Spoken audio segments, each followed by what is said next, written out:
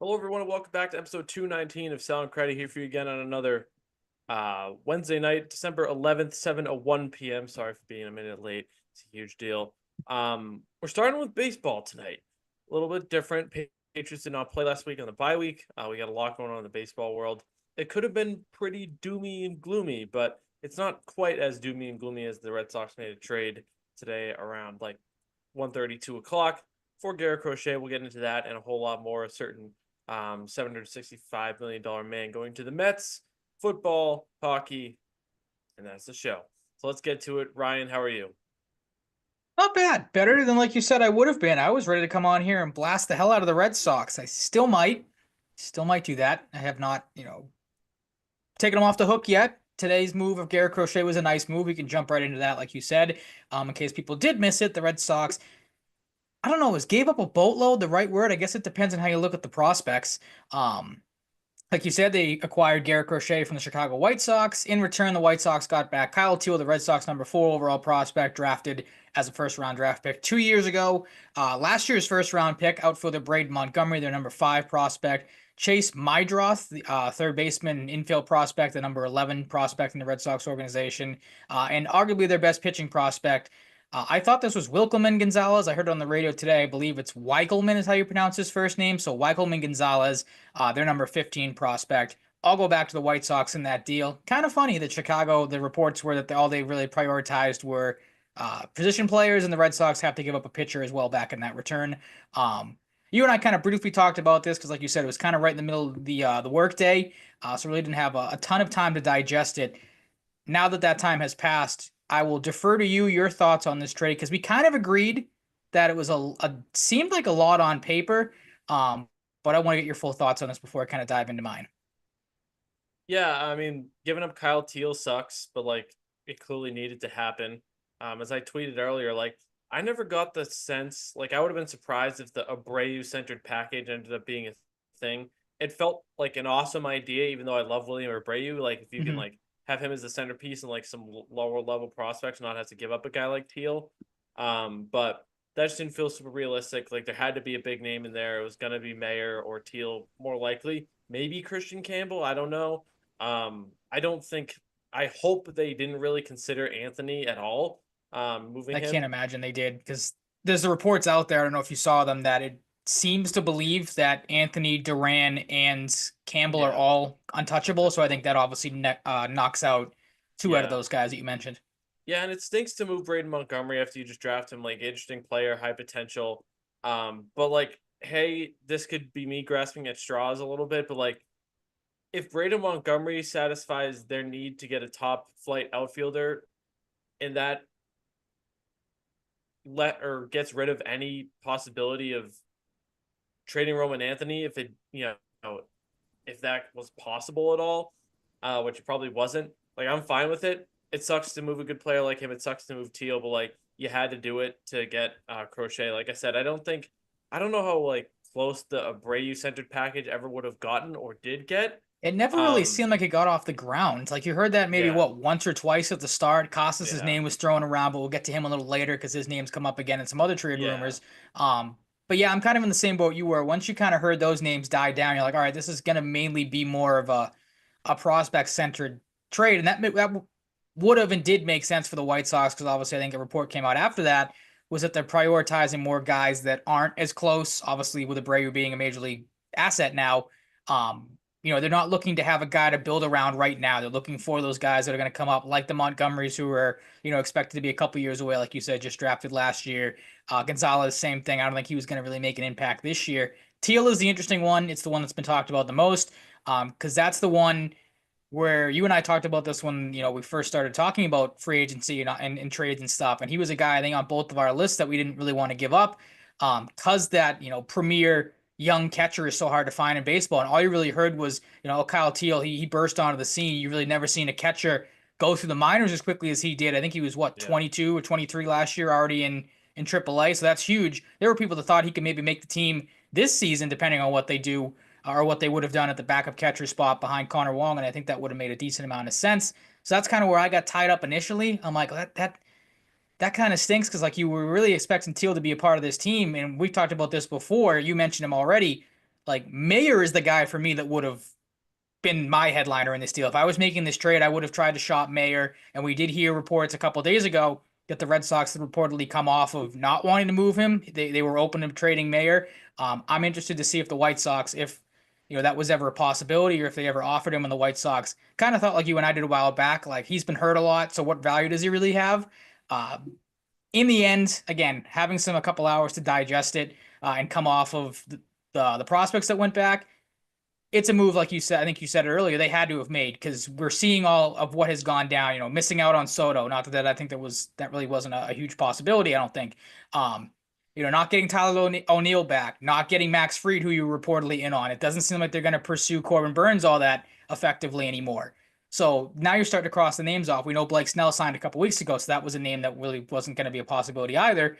You're starting to cross off the names. You're like, all right, to me, it doesn't feel like it's like a move where like, oh, they had to do something. Like it wasn't a reactionary move to me. This was always in their plans, I feel like. But it is nice to see them kind of not sit back and be like, oh, we have all these prospects. We want to see these guys. We really kind of want to wait and see. Yeah. No, you had to give up prospects, like you said. You had to give up a decent amount of names, and they did that for a guy that is going to help your team. And as of right now, makes your team better. They are better now than they were last year with Garrett Crochet, because even though Tanner Houck had a good season last year, Crochet is that number one de facto ace as of right now.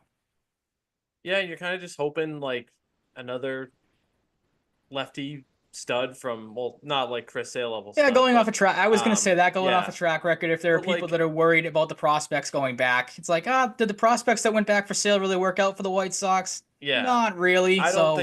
I think Kyle Teal's going to be awesome. I Yeah, think Brendan different Montgomery is going circumstance to be for awesome. sure. But Yep. I just think too, like Kyle Teal's excellent. All the reports you read about him were like stellar. I'd never heard anything like that for a catcher.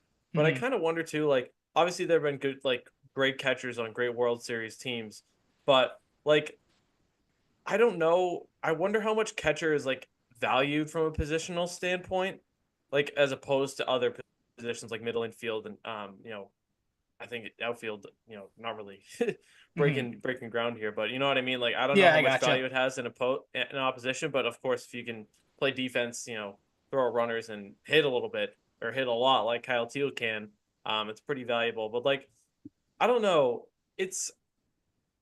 I thought when I saw Kyle Teal included, I'd be more upset, but like it's kind of digested well for me. Like it's also my mindset is partially shifted to like you had to do something. Like if they had got freed, of course you wouldn't have to worry about giving up Kyle Teal in a deal for Garrett Crochet. But like it became kind of a necessary evil. Maybe not exactly Teal, but clearly that was someone that was necessary to get this deal done. So you got it done.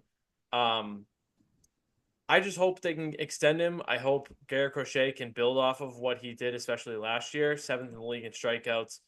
He's a tall, hard-throwing lefty, and he's got a little psycho in him. I think a little bit, which is good. Yep. So like shades of Chris Sale, but he needs to prove a lot to be Chris Sale level still. But he's young. I mean, you have him this year. He's an arbitration eligible next year, and then he's a UFA in 2027. I don't really envision a scenario where he isn't extended beyond 2027. That's kind of the next. Adds the incentive of like, hey, it sucks that we have to give these guys up. But we're getting a guy that might not have fully even hit his stride yet at 25 that we can extend in a premier position where you see the Yankees get the Garrett Coles, the Carlos Rodons, and the Max Frieds of the world, and you haven't got a big name pitcher signed since Chris Sale in 2019, then Price a couple years before then. You had to do it. And it's funny how the big three now with Crochet is that they're all lefties. So maybe Corbin Burns could have bucked the trend, but it was just like, it was funny because Fried signed. You have the athletics thing today, which was wild that you sent me. And like it comes out like the Red Sox are preparing to make a big offer, which is nice. But there was the thought in the back of my mind, and I bet a lot of others were like, is it really going to last though? Is it going to hold up? Exactly. When it going gets tough, are they going to outbid the top team? It's just hard to feel that way with how the Red Sox have approached some negotiations. And now it sounds like Corbin Burns, even more so with the Crochet trade, is going to end up a Giant or a Blue Jay.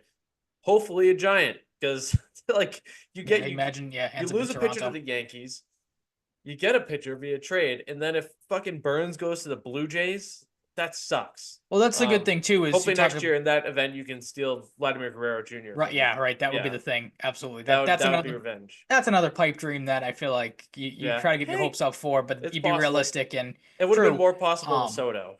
oh, absolutely. I mean, Yeah. he liked the picture So that was of Soto, him, Devers, Devers, and and Guerrero. Oh my yeah. Yep. fucking Christ.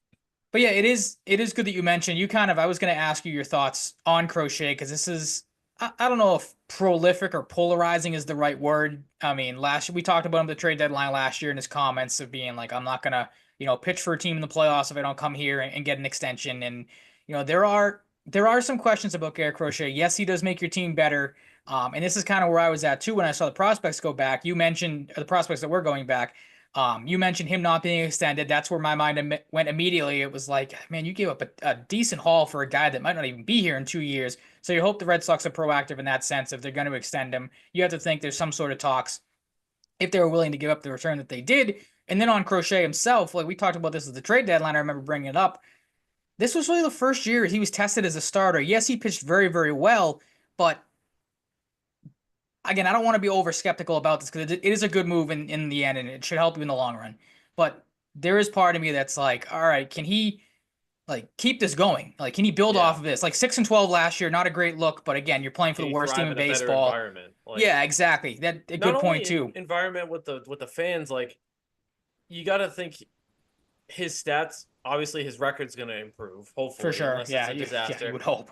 But like, he's going to get more run support. He's going to get better defense. Yep. So that's going to affect his stats a little bit. That's going to affect his outlook and make his life hopefully easier. Mhm. So that's a huge thing. But Well, you said too the environment. Can he pitch in a? I mean, he had big starts last year. Don't get me wrong. It's not like he was not like he was going against slouches. The AL Central obviously was one of the best divisions in baseball last year. But playing in Boston's totally different than playing in Chicago. So that's the one thing to keep an eye on too. Is like you said, he does have a little bit of psycho in him. Can he, harness that and make that work for him here? Again, there's not too many negatives to be. Again, if you just want to maybe look at the prospects and what went back. But again, this team is better now. I'm glad you brought up too being proactive about it, because you only have to imagine that if this move were to come after Corbin Burns got signed, like there's plenty of teams that if they miss out on Corbin Burns, like I'm sure you probably would have heard the Giants get involved in a deal for Crochet if they missed out on Burns, or vice versa with Toronto, although their prospects aren't anywhere close to what the Red Sox had to offer. But you know what I mean? The price tag only would have went up. So it was good for them to get out in front of this. And now you kind of wonder, is something like a Corbin Burns coming down the line? Do they maybe pivot to Walker Buehler? All these other names that have come up. But obviously, time will tell, and we'll see what the Red Sox do. I joked about this with a guy at work today. I hope this isn't them being like, well, see, you got mad at us for missing out on Fried. We got Crochet. Now we're just gonna kind of sit back and wait for everybody else, and maybe, like you said, make a run at some guys. But when the going gets tough, bow out in the end. Like, part of me feels like it's going to happen because, like you said, we talked about earlier. You said it. The track record's there just from the last 48 hours. Like that was the report with Max Fried. Was once the Yankees took it to another level, the Red Sox were out. yes, Like 7x190 with deferrals versus 7x218 or whatever he got. This is Mhm. also a guy from their standpoint. Not only does it satisfy a need and maybe quells the doubts of the fans a little bit, it gets asses in seats. It's yeah, nothing absolutely. against Tanner Houck and Brian Bayo, but Chris Sale got asses in seats. People loved Sale Day. His reputation preceded him, good and bad. Yeah, But exactly. and he won a world championship here. Like you're hoping for a similar impact that Garrett Crochet can bring.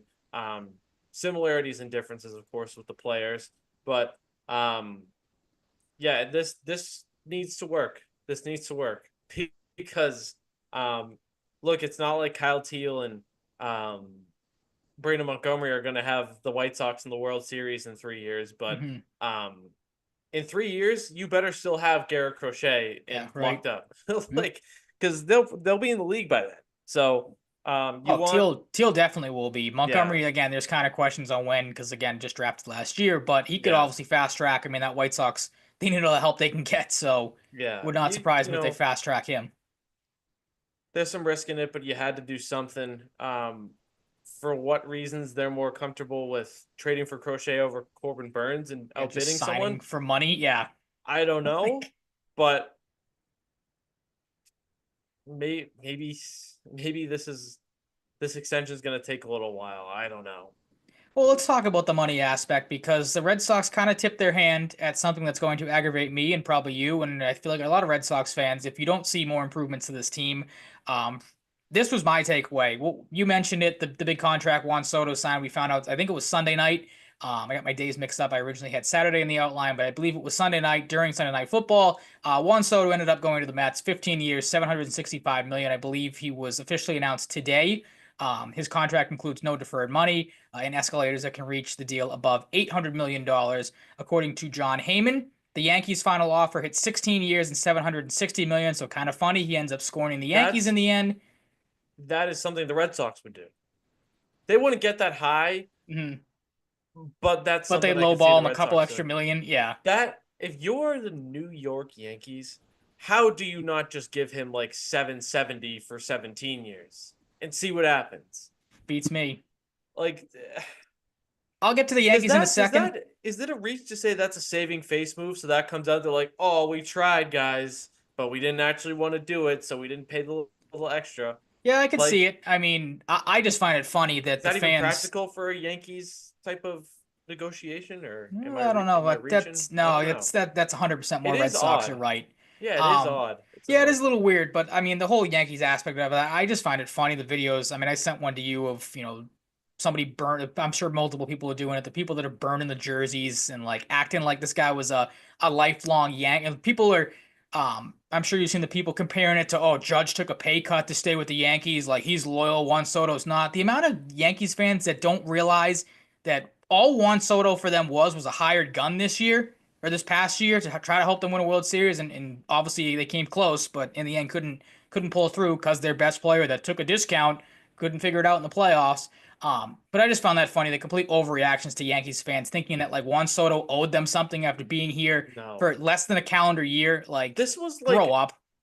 this was partially expected that he was going to do this, or there was a good chance he was going to do this. Like, Yeah, absolutely. If one everyone said the it's same thing once. it's reasonable to be mad, but like it also isn't. Like, also just want to say hello to Jonathan Shancup in the YouTube chat. He said, "Yo, so what's up? Yo, Hello, Jonathan, yo back. yo back." But no, that's anyone with a brain, and everyone said the exact same thing. Once Steve Cohen got involved, like he wasn't going to take no for an answer. There were reports that he was ready to go to $800 million alone, let alone the deferrals that he gave him. Like the set contract was going to be $800 million. Um, so like that, and that's why I said the Red Sox getting involved was a pipe dream. You had the Sean McAdam report come out that according to him, the quote last best offer from the Red Sox on Soto was around $700 million for 15 years. And every subsequent report that has come out has kind of had that same terminology around, about, close to. Like, I find that funny. I find it interesting that you got the exact number the Yankees offered. You obviously get the exact number the Mets offered, but the Red Sox, you kind of left having to wonder, did they get to 700 million? Was it below 700 million? That's kind of where I'm leaning, is you lowballed him big time. And once it got to that $700 million range, they were like, I'm out. But found that kind of funny. And then the other thing, too, that just pissed me off, again, I don't want to knock the Red Sox too much because they actually did do something. But this is one of the things I was ready to come in and just blast people about, was the tweets that I saw that people wanted to give John Henry credit for getting involved in this. Like, now we're giving him a pat on the back for finishing third for a free. Like, again, we know the Red Sox weren't going to sign Juan Soto. It wasn't a possibility. I think you said it a couple of shows ago. It was a luxury, not a necessity to get him, or I might have messed it up, but you know what I mean. Um, the people that were like, give him credit for getting involved and getting the Red Sox name back out there. Screw that. You didn't sign the guy.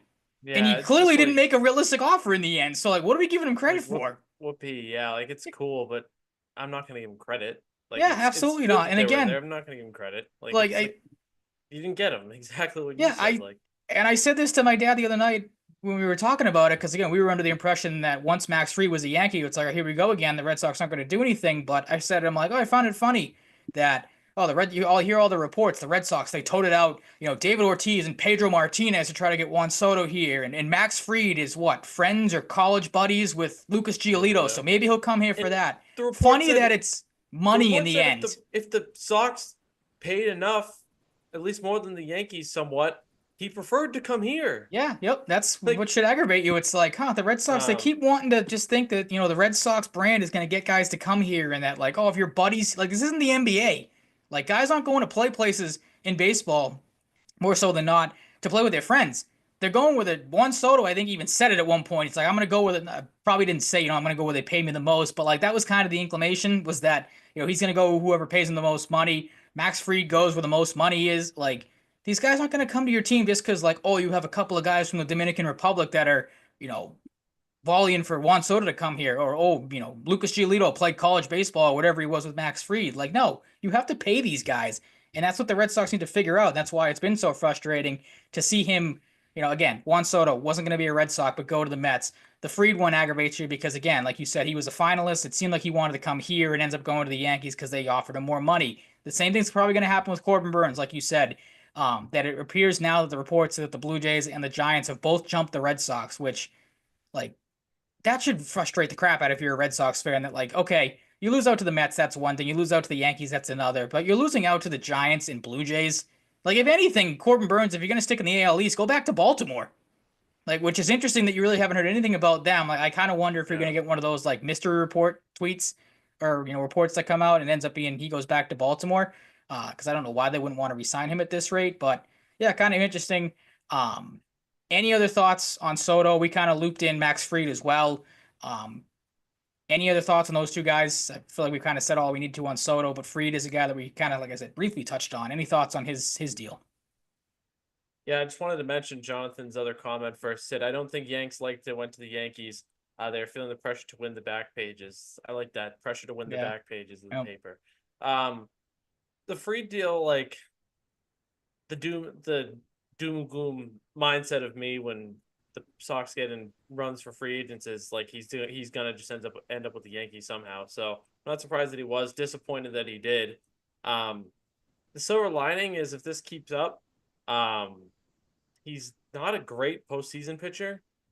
So you hope he can not be a great postseason pitcher for the Yankees. He said Max Fried got elbow problems for the past few years. Yanks made a huge overpay. He has been injury prone. That's a good point. And Juan Soto, I mean, great player and good for the Yankees, the Mets. Sorry, that they got him. Huge overpay. Huge. Well, let me tell you, John Henry, that's how things have to operate. Like, everyone has the same mindset of that. So I'm not just calling you out and the commenter out. It's exactly what it is. It's what we said about having to trade a lot for Crochet. Like, pitching is at a premium. It has been for a while. You're going to have to overpay for these guys. And, like, that's what, again, is so frustrating with the Red Sox is they think, oh, we'll put out a respectable offer. The days of respectable offers being the thing that gets a free agent to sign with you, they're over. They've been long gone. Like, you have to overpay for these guys. You have to overpay in trades, especially for pitching.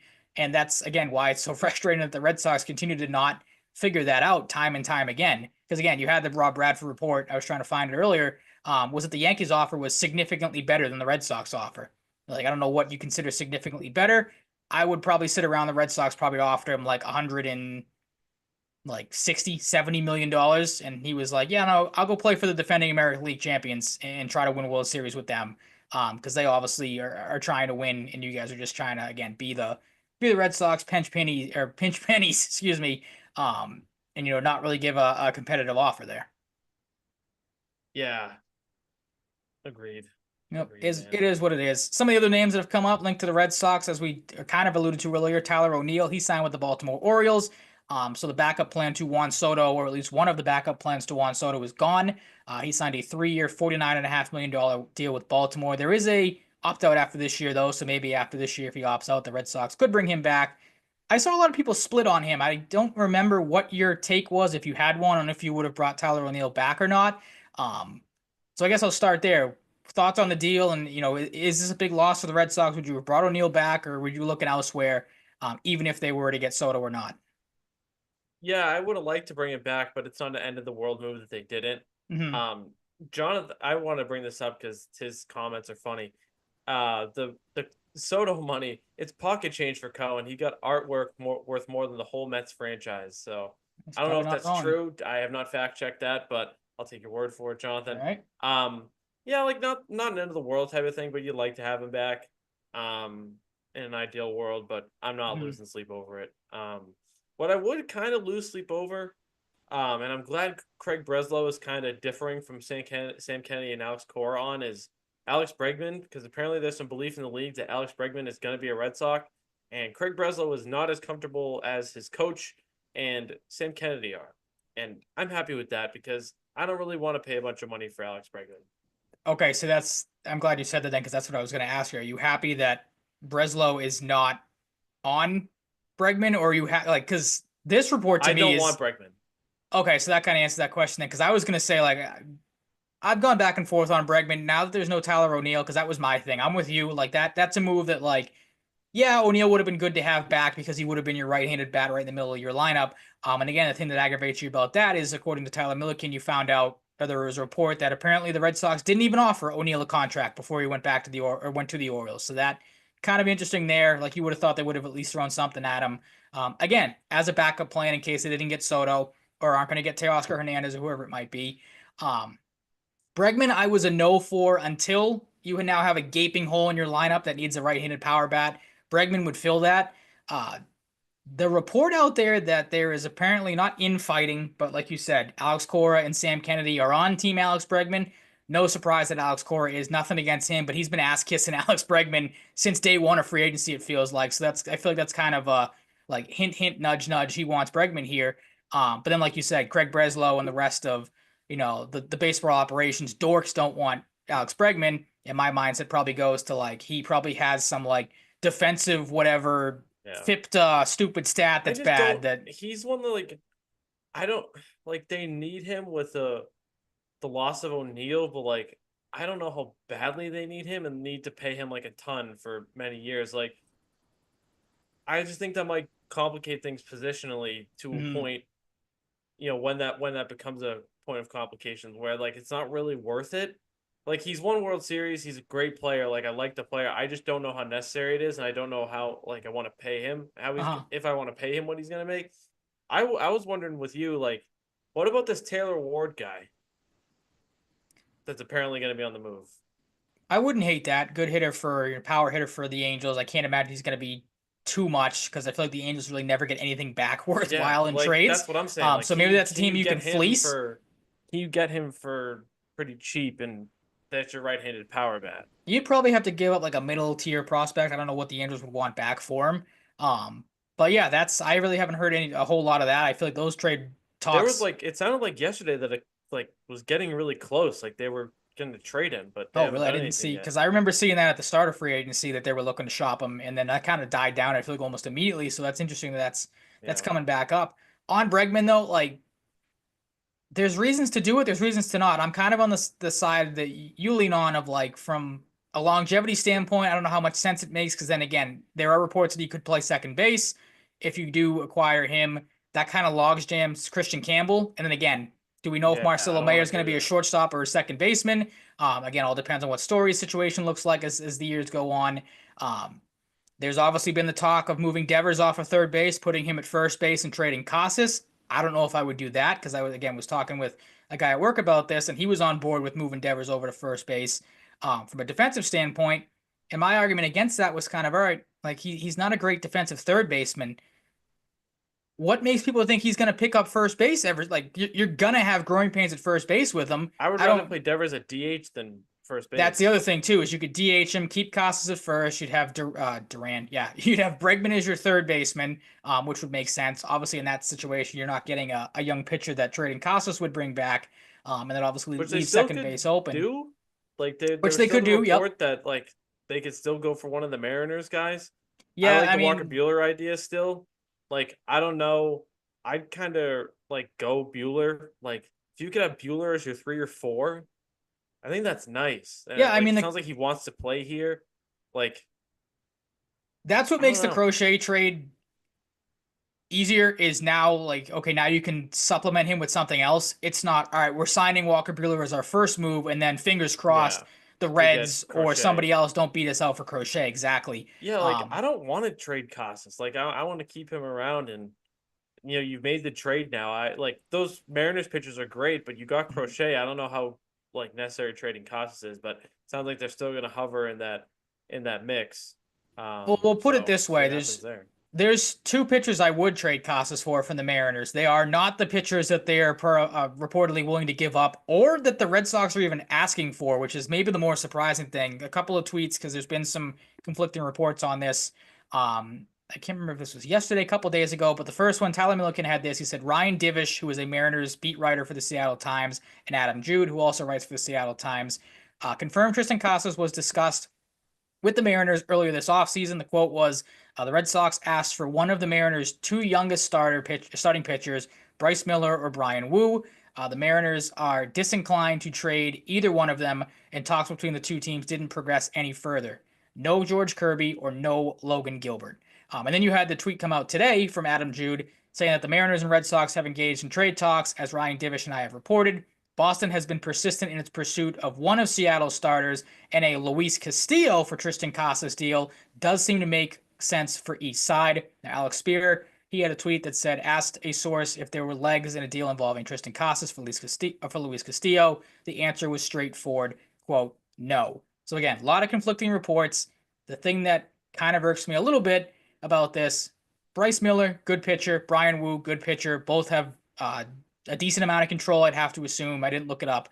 But again, young pitchers, they probably have at least 3 or 4 years of team control. If you're the Red Sox, why are you not starting your asks with George Kirby or Logan Gilbert? If you're willing to give up Casas, who, as we know, everyone talks about, 30 potential home run hitter, great power bat. The Mariners haven't had a good first baseman in I don't know how long, so he would have immediately fixed that lineup problem and provide some much needed power to that lineup.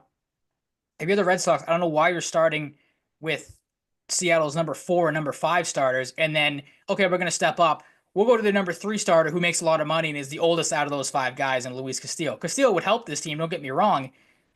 But again, like, their asking price, I feel like, is in the wrong spot here, especially for Casas. Like, if you're getting, I'm not to ramble on, I want to get your thoughts on this. But if you're giving away Casas for one of those 2 guys in Wu or Miller, something else better be coming back too.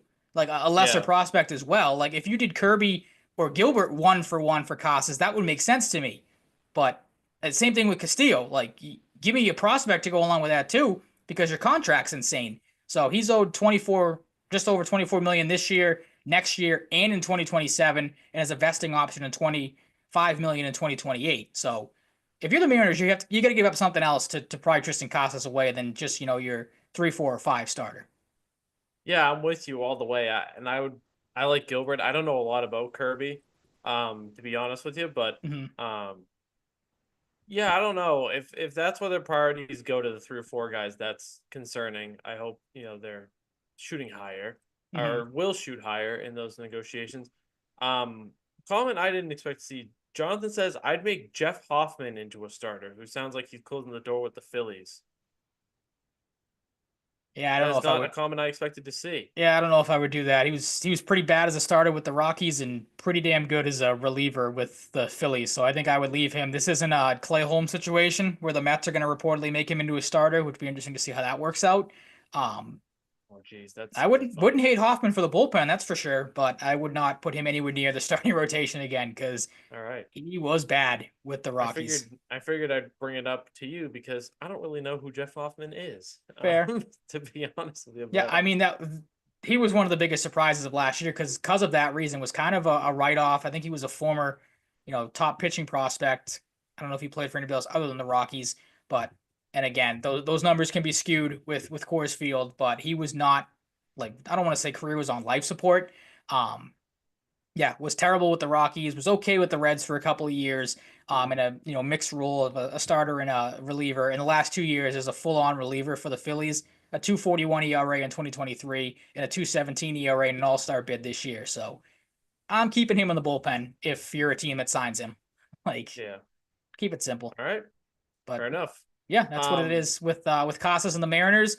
You and I are both kind of on the same boat of probably wouldn't trade him unless the offer is one worthwhile. I don't want to say you and I differ on Bregman because I would bring Bregman in. I think you probably would lean it as well. I feel like if the number is right and if it makes sense. Yeah, I think it just needs to work perfectly positionally. Mhm. That's my thing. Like the money is gonna be a lot, and it might be uncomfortable at times, but it's also money is not like a hard cap type thing in the NHL. But Correct. of course, if I'm breaking that news to you, well, you don't really Yeah. pay attention to the money Where you aspect too been? much. Yeah. But where you been?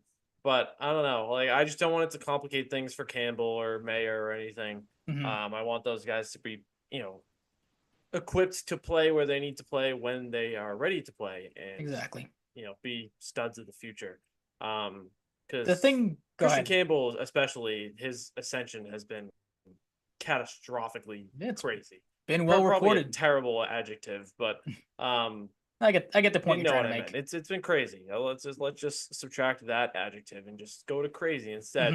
Hmm. Um, The so thing yeah, with Bregman I would really, like him to slot right in when he's ready. yeah, I'm right there with you. And the thing with Bregman too that I think is worth mentioning is for the people that may have missed it, he did. I don't know if he declined it, but the Astros did offer him 6 years and 156 million. Doesn't seem like he's interested in that.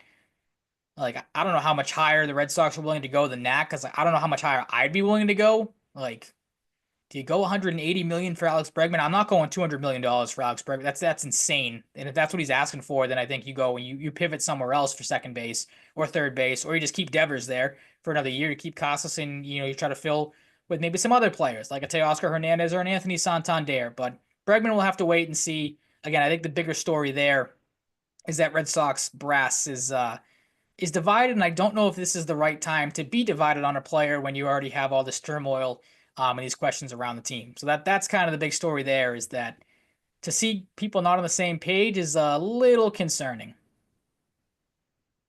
Yeah, And like I get it too, but like also and why is that Cora's report got the coming out Astros thing now? too. He's got the lovey-dovey Astros Well, that's what aspect I mean. too. If you listen to him and Bregman has said it a couple of times, like there is some real like hardcore ass kissing going on between both these guys. Like it's clear as day they both want to Yeah.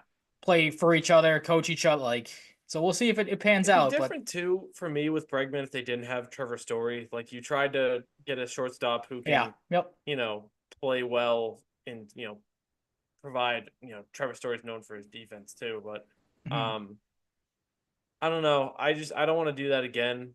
Like I'm not saying Bregman is going to turn out like Trevor Story did here, but Mhm.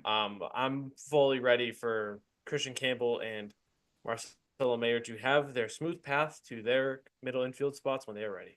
Seems like that's the direction they're going. See, and again, they didn't move either one of them for Crochet. I mentioned I want to get your thoughts on both these guys because their name has come up. Um, I feel like you probably lean more towards one than the other, but Teoscar Hernandez, Anthony Santander, a couple reports on both those guys as of Monday morning. The Red Sox had not made an offer to Hernandez, according to Alex Spear. John Morosi did report that the Red Sox apparently are the biggest threat to the Dodgers when it comes to signing Hernandez. And then Morosi also had the report the Red Sox, Blue Jays, and Yankees all have strong interest in Anthony Santander. I find it kind of hilarious and kind of crazy that all these former Orioles, nowhere do you hear that the Orioles are interested in bringing those guys back. And Corbin Burns and Santander both had pretty good seasons. Santander was a 40-plus home run hitter last year for Baltimore, so you'd think Also, feels like maybe they'd want to bring him back. it feels like every big name player popping up in rumors wants to go to the AL. Seems like it. Besides the I mean, Dodgers, like yeah, I mean, and the Giants for Burns, they got Adams, but like who else in the NL is like making big news in waves for like players right now? I Like can't no one. Yeah, I can't really think of it. I mean, the Phillies were for the Phillies name. If I feel like came up in Crochet, they came up maybe as rumors in Soto. But like other than that, obviously Adames went to the Giants. Really didn't Yeah, touch on that. Really didn't have to spend a whole lot of time on that because I feel like you and I are in the same boat. And your reason for probably not wanting him is probably the same that you said yeah. about Bregman. Of it kind of it 182. it log jams, and yeah, Yeah, that's a lot of money for a guy that, again, has had good seasons, but has not been able to put it together consistently, at least in my opinion. I know that goes a long way when it comes to this for the people that listen, but Adam, like we said this before, not to call him a bust, but if there's a deal that seemed like Trevor Story, where like the guy doesn't pan out the first couple of years, Adames to me kind of seems that way because there are some inconsistencies with his offensive ability. When he gets hot, he gets supernova. But that's a guy that I don't think the Red Sox you can afford to take a chance on there. Um, any thoughts? Again, I asked you the question and then continued to talk over it. all good. Santander, Hernandez, any either one of those names stand out to you, or would you be willing to bring either one of them in? Yeah, I'm gonna maintain the stance on Teoscar. I think the chance was last year to sign him. Yep. I don't. he struggled in the postseason at times. They don't like that. You have to get there first if you're the Sox, but True. I just like Santander too more as a player. So it's Okay. really that simple for me. I prefer Santander.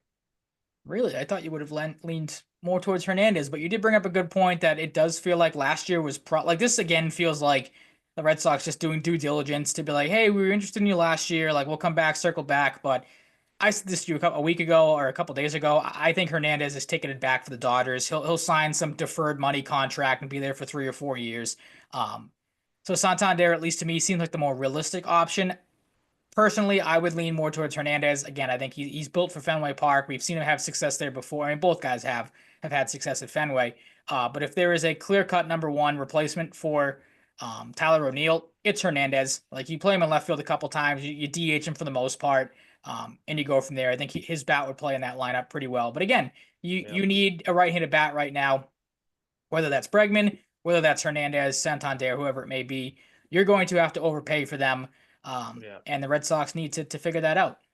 My thing too is like obviously Santander over 100 RBIs, 44 home runs last year, but like there's rumors the Yankees want to get Anthony Santander. Let's steal They need a someone Soto from them. replacement, so it would Let's make sense. steal someone from them. It's that simple. I like the player.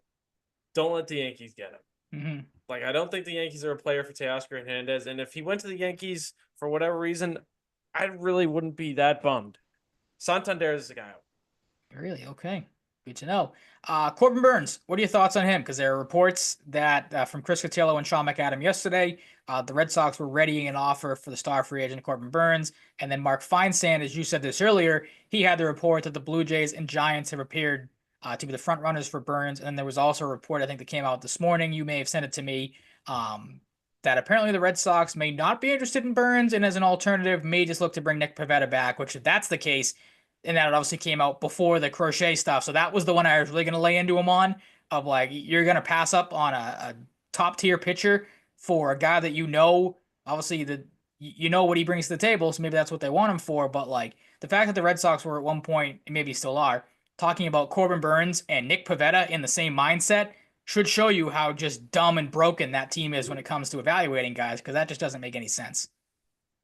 Yeah, and it's not even like in the same ballpark for me. It's like, okay, we got to sign Pavetta. We didn't get this guy. Like we have to do something. Like we know we can have a chance with Pavetta, but I still want Burns. I do. I don't think they'll get him. Feels like a giant. Maybe he wants to stab the Dodgers in the back during the regular season. Probably not the postseason because he put out that tweet of the eyes emoji after eyes emojis after they won the World Series. They don't seem to be too keen on signing him. For whatever reasons, because they have all the money. But I still want Burns, but they're not going to get him. So I think he's just going to end up a Giant. Yeah, I'm right there with you. And if you're the Giants, you want to build on the Adames move, big time. Absolutely. I think they can outbid the Blue Jays. Yeah, I mean a lot of these to me, and again, like I'll give the Blue Jays credit for wanting to improve their team. I think it more so mainly because, like you said, you're starting to maybe hear some rumblings that Vladimir Guerrero Jr. might be on his way out. I think these, interested in Juan Soto, interested in Corbin Burns, these are like clear as day, last ditch efforts to try to throw something together to keep their guys happy and keep them competitive for a year or two before they ultimately walk away. The Burns one to me is interesting because I kind of touched on this when we were talking about the Juan Soto stuff and the thing that aggravated me, and I just remembered I never even got back to it. When the report came out that the Red Sox apparently were willing to give $700 million to Juan Soto, the fact that $700 million to some of these other free agents has kind of just mysteriously dried up. Like, where did it go?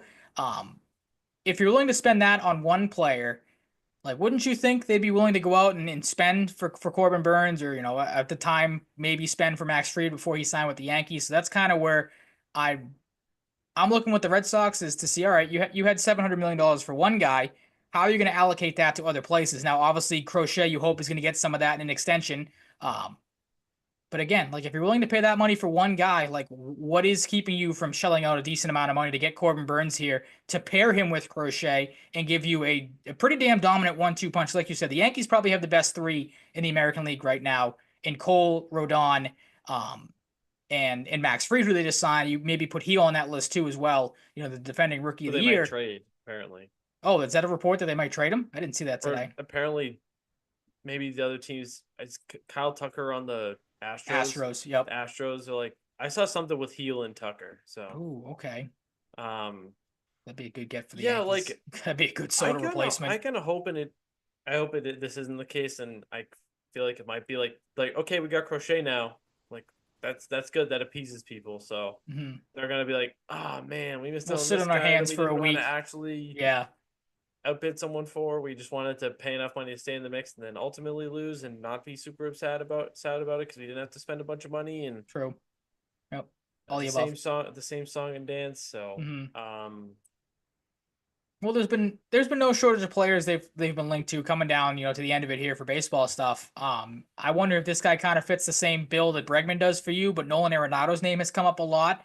This is from Brian Hotch, said, quote, Nolan Arenado has told the Cardinals that he wants to play for a winning team. I don't know how much the Red Sox are considered a winning team, but a factor as he considers waiving his no trade clause. He is willing to play first base if it makes sense. Boston Sports Gordo on Twitter had this, said, quote, Arenado's agent Joel Wolf has directly spoken to several teams with interest in Arenado, including the Red Sox, Padres, Phillies, and Astros. Per Bob Nightingale, Arenado, quote, wants a team that has the throttle down, according to Wolf. And again, I don't know if the Red Sox are considered to be a winning team right now in Arenado's mindset, or a team with their throttle down. Now, maybe the Crochet trade changes that outlook on the Red Sox. But where are you at on Nolan Arenado? He is an interesting name. Did have a decent season last year. Would obviously be a massive upgrade for defense at third base, or first base if he depends to go over there and play there. Jake Peavy had this proposal that I can't remember if you sent this to me or if I just saw this on my own. Yeah.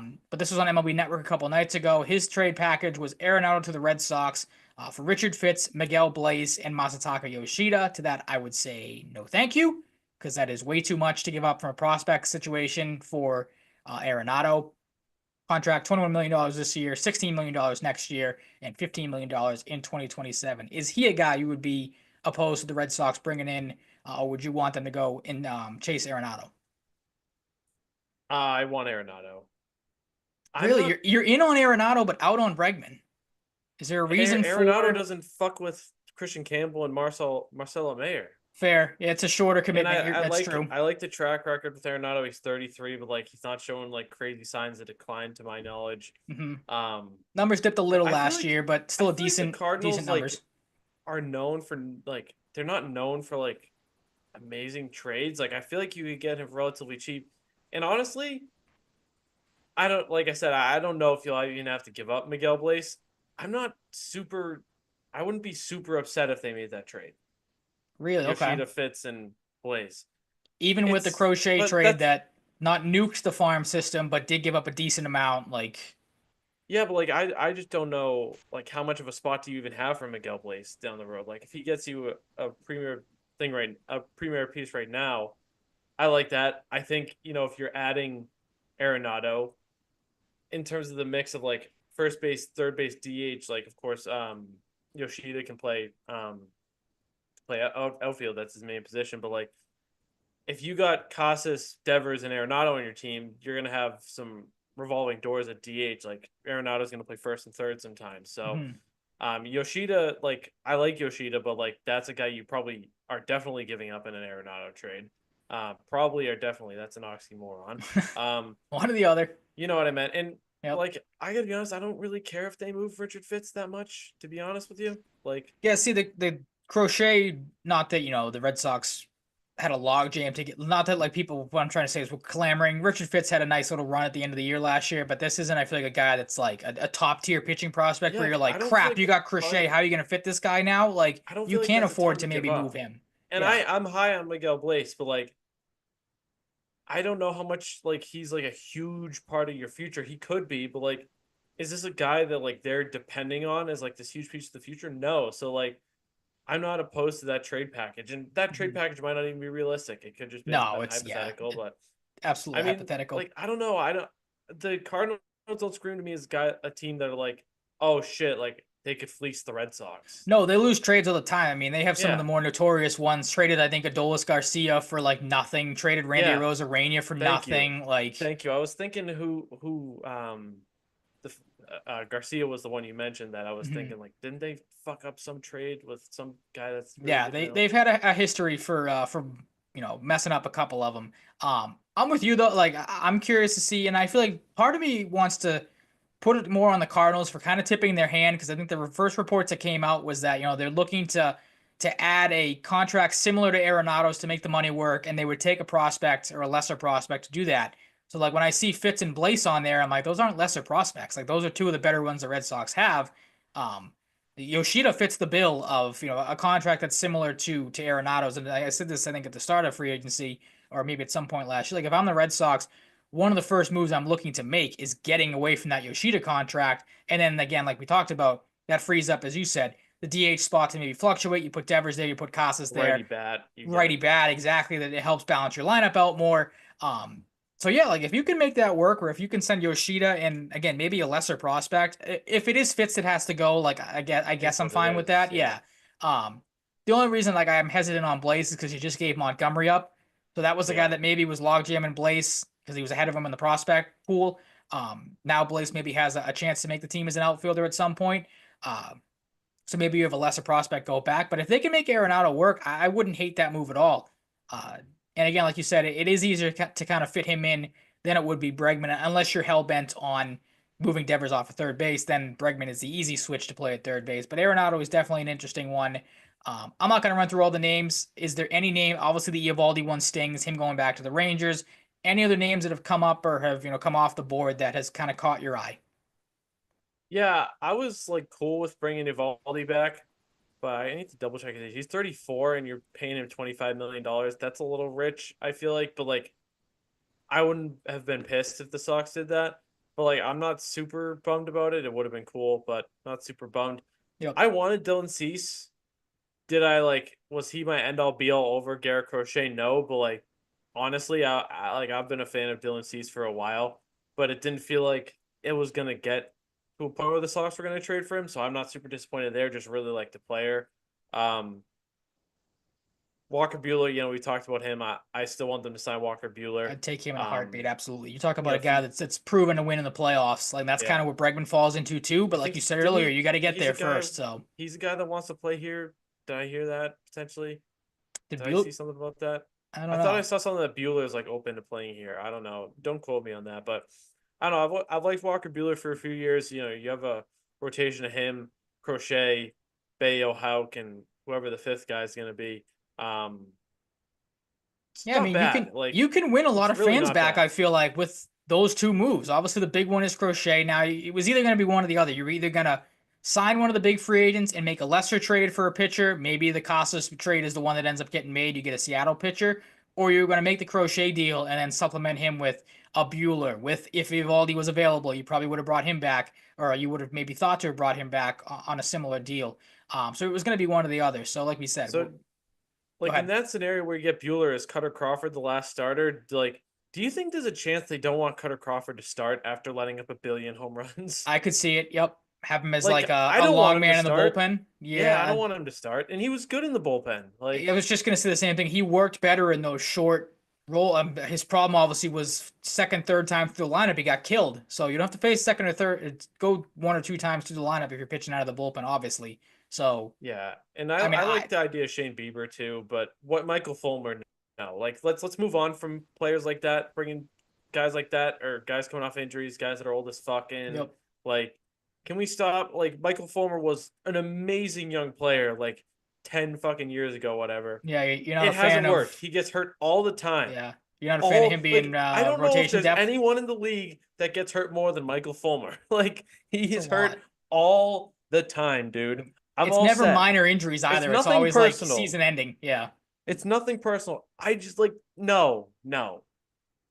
The Shane Bieber one is an interesting one though, because like on paper you're like Shane Bieber's a good pitcher, like I would have taken him, but then you dive deeper into it, and it's like this is just Michael Fulmer, Lucas Giolito all over again. Like this is a guy that's Yeah, gonna but take a Shane year off Bieber for is Tommy like John, and then he'll Shane like Bieber at his best recently has been awesome. So he that's has, yeah. that's what I'm So holding on to. nope. That's what I'm holding on Well, it's to. a But he's 1 year back with the deal. guard, Maybe so he pitches at the end of this year, pitches half decent, you get him next year, but. Yeah. Yeah, I mean that's what I'm glad the Red Sox strayed away from. The Fulmer one, again, that was one of the ones that they should have absolutely been roasted for if they hadn't done anything before today.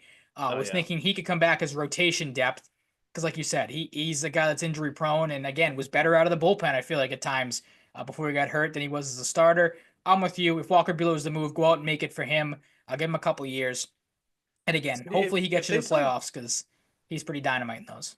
if they sign Bueller, do you think there's a chance they sign Pavetta as the fifth? No, because then You'd have you'd four go lefties Crochet, and or you'd go one lefty and Hauk. four righties.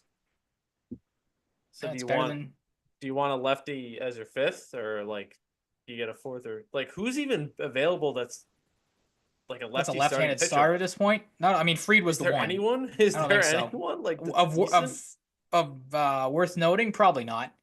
Yeah, I can't think of one. But I Because no, also I haven't mean looked super as it hard, sets so up right now, you're probably looking at Crochet, Hauk, Bayo, Crawford. Who am I forgetting as their five? Oh, Giolito when he comes back. forgot about So Giolito. yeah, See, you're that move slotting feels like it Giolito doesn't in even happen. automatically. Yeah. That move feel like it didn't even happen because he didn't play. Yep. Like, but yeah, I mean, that's nice too. If you can get some like enough plus level pitching from Lucas Giolito, like I think you'll take that signing. Like even though Yeah. you lost him, like We'll that's an see though. injury. Like, you know, that's just your shit out of luck. But I Don't don't know. think You're like gonna the hope you Red get Sox are something from thinking. Giolito. Don't think that like, hey, Oh, we I have guys know. coming back from injuries. We're good. Don't Oh, I get know. that But way. like, Stay you're hoping to strong. get something. Like Yeah, I know. I you're get not what you're gonna just saying. cast him Yeah. aside. Like, the guys had a road to recovery here. You want to get hmm something out of the pickup. Our So big additions will be our injury things, guys coming back from injuries. Those are our trade deadline additions. yeah, Those are our free agent additions. Take it or leave it. No, go yeah. get Walker Buehler. Go make another trade for a lesser arm. See if maybe Miami wants to give you one of their guys. Like I know Lucas, yeah. Luzardo's coming off of injury, but maybe he's a guy you can get cheap. I'd still be knocking down the Mariners' door to see what they can give up. And if they want Casas, like I said earlier, you better be giving us back something else as well. Um, Again, I really wouldn't hate Luis Castillo, but I'm not giving up Tristan Casas for him. Like that is such a lopsided deal. It's not even funny. Like 31-year-old or whatever Castillo is for a 24, 25-year-old. Like, nope, that doesn't make any sense from person with a brain for baseball standpoint. Castillo was 32. Oh, even better. Oh, and he's 33 tomorrow. Oh, Or no, wait, what? no, he's 32 tomorrow. 32 tomorrow. It says he's Yeah, already 32 on Wikipedia, but he's that's not weird. 32 until tomorrow. Come He's on, 31 Wikipedia. on Baseball All right, well, he's Reference. 32 Yeah. tomorrow. So, All right, happy um, early birthday to I was him. gonna say, I was like, oh, geez, he's 33 Maybe he gets tomorrow. traded That's on his even birthday. worse. Maybe the Mariners put out one of those like "Happy Birthday, Luis Castillo," and then he gets traded 2 hours later. Yeah, but all that, like, I do like Luis Castillo, but I'm in a similar boat to you with the whole Casas hmm angle of that. Yeah, maybe, So, maybe that's one you give up. Who's the first base prospect that's probably never going to see the light of day? Blaze Jordan. Yeah, maybe you send Blaze Jordan out there if they want a first baseman so bad, or maybe that's one. Maybe Willie Abreu's enough to get that deal done. Like, but then again, you have to sign some outfielders, and we don't know if they can do that. So a lot of balls still up in the air with the Red Sox. But again, it is good. Unless you had any other thoughts, it is good that we did come on here and actually have something positive to talk about. Because as you said at the start of this, it was going to be nothing but doom and gloom with how this team is operated, and they saved face ever so slightly with their move today. Yep, it's something. It's We'll see effort. if they build off it now. Is the big thing. It's effort.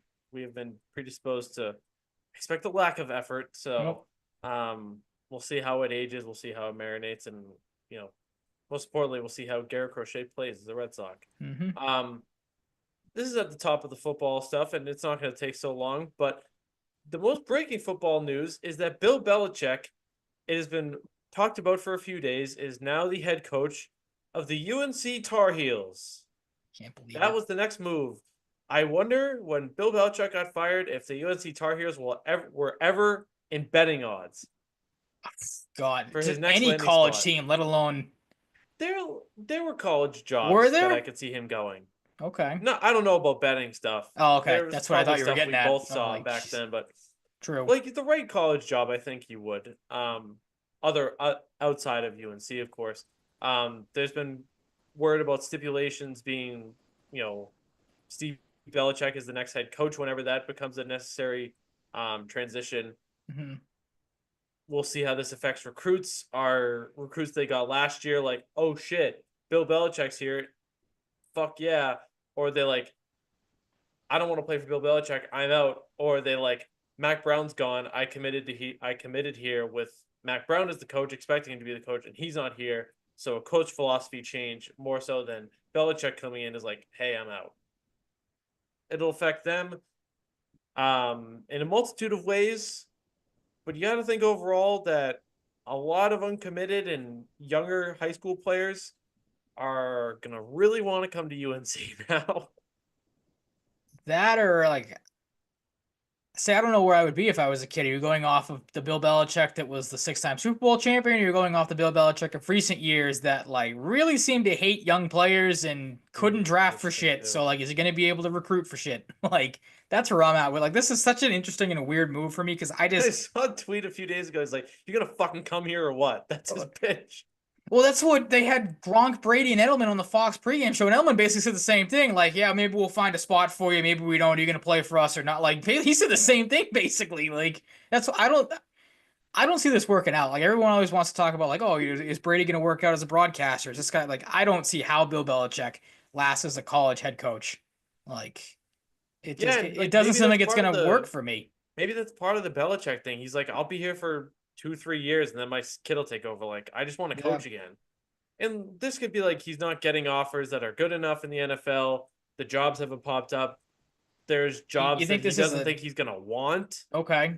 Like, I was gonna ask, you think this is a springboard thing potentially for him, where maybe he has a couple of good years here at UNC to show like, hey, I can still coach. Hey, I can still the Steve Buscemi meme of like the what's up young people thing. I can still hang with like the young people and get through to young player. Like, that's what I'm kind of thinking this might be. Now that I think about it, like he's going to use this as a jumping off point. Couple of years at UNC. Loves the NIL? What if he goes against the grain and loves the NIL stuff? He's like, I want to be involved in this for a while. Coach at the college wild level. Again, I just can't imagine Bill Belichick sitting on a whatever 18-year-old, 19-year-old's couch in their home and being like, so we want you to come, play for us. And, like, Bill, give me your pitch. Be a Tar Heel and I think you're a great football player. And what if he just like goes to UNC for a few years, then goes and coaches like a D1 lax team? That'd be something. Completely goes against the grain. For years, I have envisioned a scenario where he is coaching Division 1 lax, and that would be awesome. That would be fucking awesome. Just like a ride off into the sunset. He's like, all right, I've accomplished enough. Maybe he goes back at some point, breaks the wins record from Don Shula. He's like, I'm gonna coach at fucking Bucknell for a few years. I don't know. Like,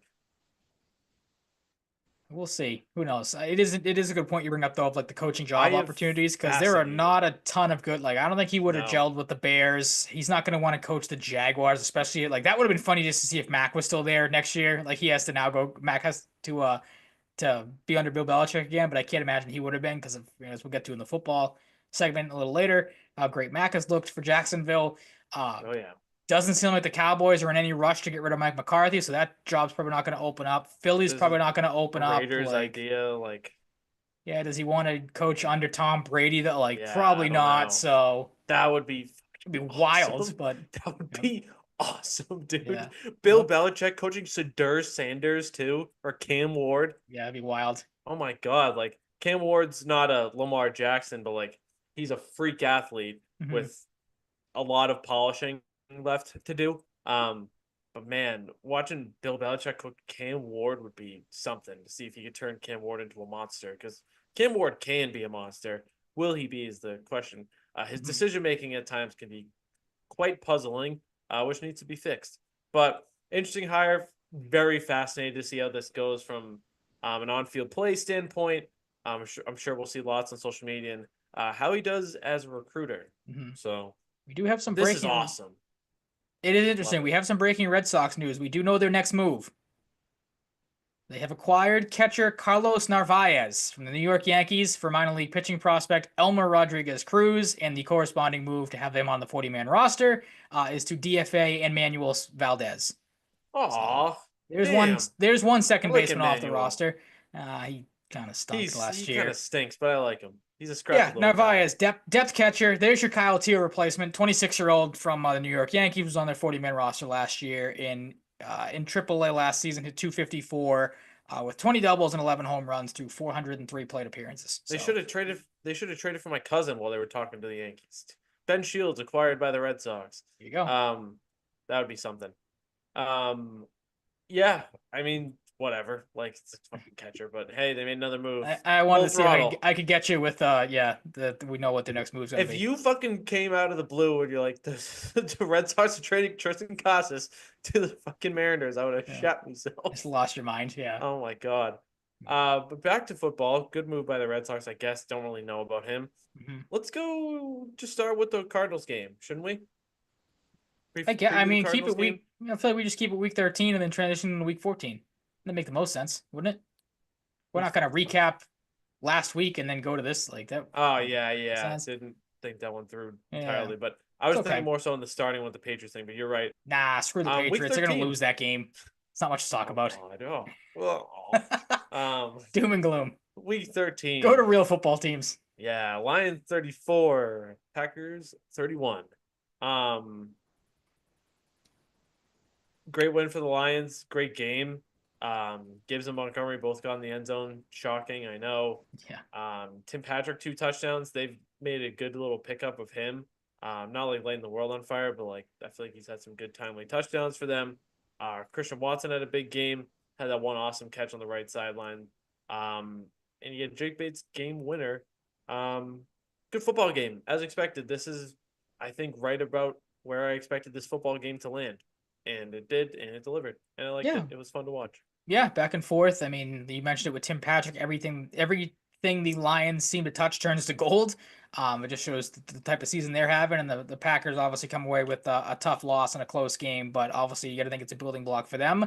To hang with a Lions team that's been playing pretty good football. I mean, the Packers have been playing good football as well this season, but I mean, the Lions have just been, it feels like leaps and bounds above everybody else. So that very well easily could be a playoff matchup we see down the line between these two teams. Yeah.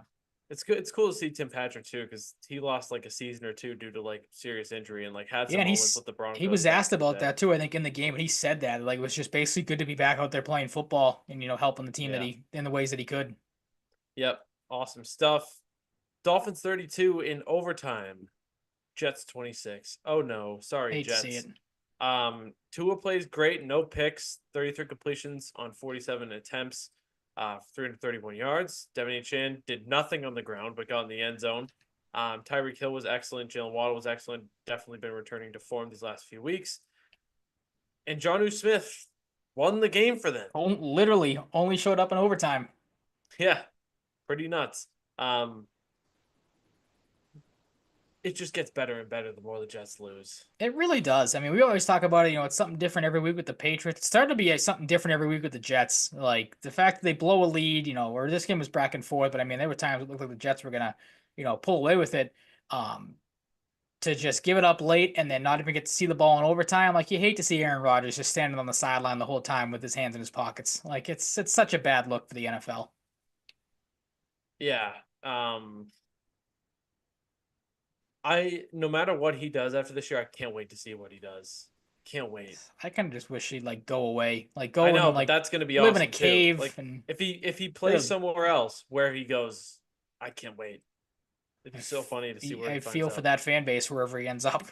What if he goes to the Giants? The Giants have been through enough suffering. Like, you imagine that though? You're like, hey, let's not forget who beat the Patriots twice. That's fuck fair. them. Yeah. Yeah, fuck them. We've talked about Aaron this before. Rodgers and Cam Ward in the QB room. God, poor kid. Oh my god. We've talked about this before though. There's certain New York teams. Hold on. There was a report. I just want to put this out there for anybody who didn't see it. There's some guy, I think he's got like connections to Miami and Florida football. Apparently Cam Ward is like a lock to be a Giant, and his offensive coordinator might come with him. Is gonna come with him in this event. So I just wanted to throw that breadcrumb out there because this guy seemed pretty confident. I don't know who he is, but it was on some like big-ish podcast. I don't know how big, but yeah, that would be something. There's a lot of holes in your story here. Sources. I don't know the podcast. Don't know the reporter. I sent the fucking video in my buddy's group chat. I'll fucking find the video. I'll tweet it out for everybody just to see. Gotcha. Yeah, but I mean, then you have the Shadur thing with the connections to the Raiders, and I've always Yeah. felt like he's a fit for the Raiders. So, yeah, it's a I'll see. tough QB year. Even ESPN fucking duped me. They just got the notification now that the headline is Red Sox Yankees trade and all exclamation points, and it's just a stupid backup catcher. It's like, thanks a lot, ESPN. Yeah, sweet. Vikings 42, Falcons 21. It felt like one of these games was talking about it last week, Yep. where the Vikings Just just gonna say stomp. that. They Mm-hmm. stomp. It feels good. Like I had the Falcons going 7-10, which they could do better than, but like this is the type of Falcons team I expected. And it feels good to get that one right because I feel like people were starting to turn around on the Falcons. Then they get Matthew Jude on early in the season too. Like all Falcons win the NFC South. You know, maybe this the Falcons, Kirk Cousins. Nope. He's washed. He's Like, mega it is washed. bad. Last 4 Um, games, no touchdowns, 8 picks, and an 0-4 record. I think it yeah. might be time for Michael Penix. Yeah, I mean they have to. Like this was the game where like I think we talked briefly like maybe we see a little bit of Michael Penix if he Yep. sucks. You He got to sucked. try and make the playoffs. You are still in a division that's not doesn't have like a Detroit Lions in it or even like anyone Mm-hmm. that's got 10 wins. Um talking about NFC standpoint, you have to try and make the playoffs and there's no guarantee Michael Penix helps you do that. But like very Try good college something. quarterback. He's Yeah. on the older side. He's got a great arm. Like you have to try it. Like you said 8 picks in the last 4 games. They're 0-4. Minnesota's defense, as we've known to like somewhat surprisingly, despite adding some good pieces, like pretty good defense. They showed it. Offense drops 42 points. Justin Jefferson looked like himself. Jordan Addison had a great game. Yeah, maybe this is the type of game the Vikings needed to break out of a little haze they were in. Like not quite playing like they did. With a hot start early in the season with Sam Darnold that I feel like a lot of people were on the other side, like, oh, they're gonna suck.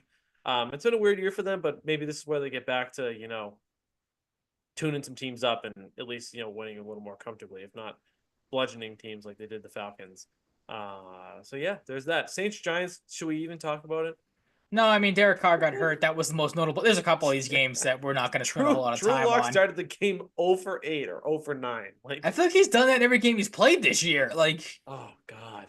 they need to go back to DeVito needs to get healthy. That way I can knock down my Giants preseason prediction of Daniel Jones What getting is it, 2 benched and each? everybody playing at least 2 games. Yeah, Drew Lock's okay. got 2 under his belt. DeVito's got 1 so far. Like, can't be losing that one. That game sucked. We can move on. Yeah. This And game the wasn't best much game to better. move on to Wahoo! Mac Yeah. Jones won a 10-6 He comeback. did it. I told you. He was going to pull off a Whoa! comeback. He didn't factor into it at all. It was Tank Bigsby, but this went completely off a different path from what I thought was gonna happen. I thought the Titans are bad, but like they can put up points randomly. I thought they were gonna beat the shit out of you thought a the curb stomp was coming. Jaguars. I mean, Mac I thought they were tried. gonna beat the Like, he shit out threw of 2 them. of the most. I think I tweeted it out. The second pick he threw was the most Mac Jones-esque interception I've ever seen of him getting spun around, So falling bad. down, and just trying to heave the thing. Like, Oh man, like I feel like every time I see him do that, I feel like he's like a tennis player. You get the tennis grunt of like, just take this ball and just legit, yeah, legit. And he was there was always the people that joked about it here. I heard on the radio. He was always the rich snobby tennis kid growing up. Yeah. They always made fun of him when he was a Patriot. So that could fuck fit. him. Yeah. Good on him though. He did it. Got to come back win. Go Wahoo. Mac. Yay. Yeah. He's gonna get stomped this week by whoever they play. It's somebody good. Oh god. Next, Eagles 22, Panthers 16. Eagles fans were not happy after the game. They said they should have beaten the fuck out of the Panthers. this is People right saying around the Jalen time Hurts that happens. People saying Like, Jalen Hurts is not the answer. They've won 9 fucking games in a row, but they should have beaten the Panthers. But this 10-2. isn't the Panthers. The Bryce Young looks decent. He looks good. Yeah. He looks really good. Like, He's again, consistent too. yeah, that's what I mean. He's not like some of that game that I watched. Like, he's not. I think I said this last week. He's not making the same stupid mistakes that he would make. He's not throwing bad interceptions. Was sacked in this game, obviously, but let him be a cautionary tale to teams yeah, that draft quarterbacks high, absolutely. especially next year. Like we talked about, Sanders and Ward. None of them should start week 1. No, I mean, there's not a single quarterback in the draft that should start week 1 this year. In this year's draft, this year, but. Yeah, like this shows that patience can pay off. And patience with a caveat because they weren't patient. It didn't work. Then they gave him a few weeks off, and look what happened. They need time to marinate. And if they have the right coaching and the right veteran in front of them, they can figure it out. Bryce Young is figuring it out. It is funny too that you bring up Eagles fans getting pissed because I feel like this is always right around the same time every year that shit starts to hit the fan for them. They're 11-2, but you have AJ Brown crying about not getting the ball enough. Again, you've won 9 games in a row. Like, yeah, you're a great receiver, I get it. But when you have arguably the MVP favorite, not favorite, but definitely a top 3 contender in Saquon just dropping 120 plus yards every game, like you're going to have to concede some of the passing game to him. I get it. Like Jalen Hurts, maybe throw the ball a little bit more. But if you get Devonta Smith, yeah, you get Devonta Smith back too in this game. You think they maybe want to get him involved after missing a couple of games. So and I'm sure next game AJ Brown will have 10 catches on 13 targets or something like that. Because again, he cried about what their problems are. You're 11-2. You don't have many problems on this team. Like you said, oh boohoo, you didn't beat the Panthers. This isn't the Panthers team from the first couple of weeks where you should blow doors off them. They've been playing games like this for the last month and a half. That fan video was so good of the fans getting interviewed on the street. The guy that kept the eagle helmet on the whole time, the eagle mask, like the mascot head, didn't take it off for the interview. That's fucking awesome. I love that so much. It made Philly endearing a power to move. me. Made Philly endearing to me. Mm-hmm. These people, it's like, oh yeah, like the whole game, they're like, oh shit, we won. You do know you won the game, right? Too. Yeah. You don't even first place in your division. Gonna make the playoffs. But oh man, they're the best and the worst. Steelers 27, Browns 14. As you have noted here, no George Pickens, no problem for the Steelers. Yeah, the Steelers starting to worry a little bit because their defense, as we know, was great. Really, okay, all right. I mean, their offenses look pretty good. It's getting better. I'll say this. I'll have a tough time picking the Ravens over them in the playoffs if they play the Ravens. Really? Okay. I mean, there is a track record there, so might not be the most craziest thing, but I mean, they're getting contributions up and down the board, still running the ball very well. Russell Wilson is playing very efficient still. Again, not making dumb mistakes. So, yeah, they're going to hang their hat on their defense more so than not, but their offense has been, impressive might be the wrong word because it's not a high-flying offense by any means, but they're getting it done when they need to, and I would still take Mike Tomlin over a lot of coaches in this league and a lot of matchups. Yeah, and Highsmith came back. So that's just sick for any team that has to play them. Right. He's quite good. Defense was great. And, I mean, the Mike Tomlin Steelers, they don't go under 500. It's pretty remarkable at this point, as much as I hate them. The Battle of the Pirates, the Bucks and the Raiders, and the Bucks win. Unsurprisingly, the Raiders suck. Rachaad White came back to relevance. Jalen McMillan, 2 touchdowns, looking pretty good. We are in the time of year. There's always one guy that falls into the category of the Sharkhandrick Wests of the world, the Terrence Wests of the world. It might be Sincere McCormick. Good callbacks. Sincere McCormick. I'll never forget Sharkhandrick West. He won me my one and only fantasy championship back in 2013. I haven't won since in fantasy football. He's a blessing and a curse, apparently. Terrence West, also unreal. Know these people. Someone at work also mentioned Travis Fulgham last year or 2 years ago. Remember Travis Fulgham with the Eagles had 6 god tier I was gonna ask Eagles, right? Yeah. And fell off the face of the earth. I'm trying to remember who the hell took that that last year. I don't know. There's really no name that. Let's think about that one. Brock Bowers held off out of the red zone, which is surprising, even against a good team. And Aiden O'Connell got hurt and made some tough mistakes. So the Raiders suck. We know this, and the Bucks do not. Even still missing Chris Godwin, they're still a good football team. But Baker's been throwing some picks. Yeah, he hasn't been as sharp as he was at the start of the year, which is a little concerning. Obviously, like you said, that doesn't take a lot to win that division, so they can continue to skate by and beat up on bad teams and probably be pretty fine. Maybe they get lucky and surprise you in the playoffs again, but obviously, Bucky Irving's health is going to be key to that, but if Rachaad White can put up numbers like he did in this game, they'll be fine there. The thing that I found interesting in this game is I found out how painful a bone bruise can apparently be, because if you watched Aiden O'Connell get hurt on that play and then get carted off the field, you would have thought he broke his leg with the it was like Mac Jones screaming. I made this joke last week. Mac Jones screaming, getting carried off the field when it turned out he just rolled his ankle. to find out that Aiden O'Connell has a bone bruise, you never want to root for an injury or you make fun of an injury. But again, after watching his reaction last week to learn it's just a bone bruise and he could probably play Monday Night Football this week, kind of a wussy move. Like, again, I don't know how painful a bone bruise is, so maybe I'm completely wrong here. But again, just to see the injury happen and then to see what it was, kind of night and day. Like, rub All some right, dirt on it, I'll man. Google how to effectively give you a bone bruise Thank and you. see We'll see. how. We can test it out next Yeah, show. Yeah. we'll test it out in the same spot. Yep. Seahawks 30, Cardinals 18. Zach Charbonnet. Turns out they have a pretty good running back duo. If you need any proof in Seattle, which is good for them. But Kenneth Walker was out. 2 picks from Ernest Jones and Kobe Bryant. And Jason Myers went 3 for 3. I didn't catch much of this game, so I don't have a lot to add. But it's a big win for the Seahawks. It was going to be a big win for whoever picked it up. So. Mm-hmm. Yeah, I got nothing. I mean, the only really things I saw were the 2 picks that Kyler threw, and they were bad interceptions, and it cost them because they scored 14 points immediately off of those 2 picks. So can't be doing that against Seattle, who's, like we said last week, been playing good football. You can't really make mistakes against them. They're going to capitalize on it. Yep, they got a couple good corners back there. I think Brian's good too, and I'm talking about Witherspoon and Woolen, but Brian's making plays as well here and there. Game of the year ? Rams 44, Bills 42. Puka Nacua went sicko mode, 162 yards, touchdown, 5 for 16 on the ground and a touchdown. Kyron Williams had almost 30 carries, 2 touchdowns. Cooper Kupp had a touchdown. Matthew Stafford only threw 7 incompletions. Josh Allen was great. 3 touchdowns on the ground, 3 through the air.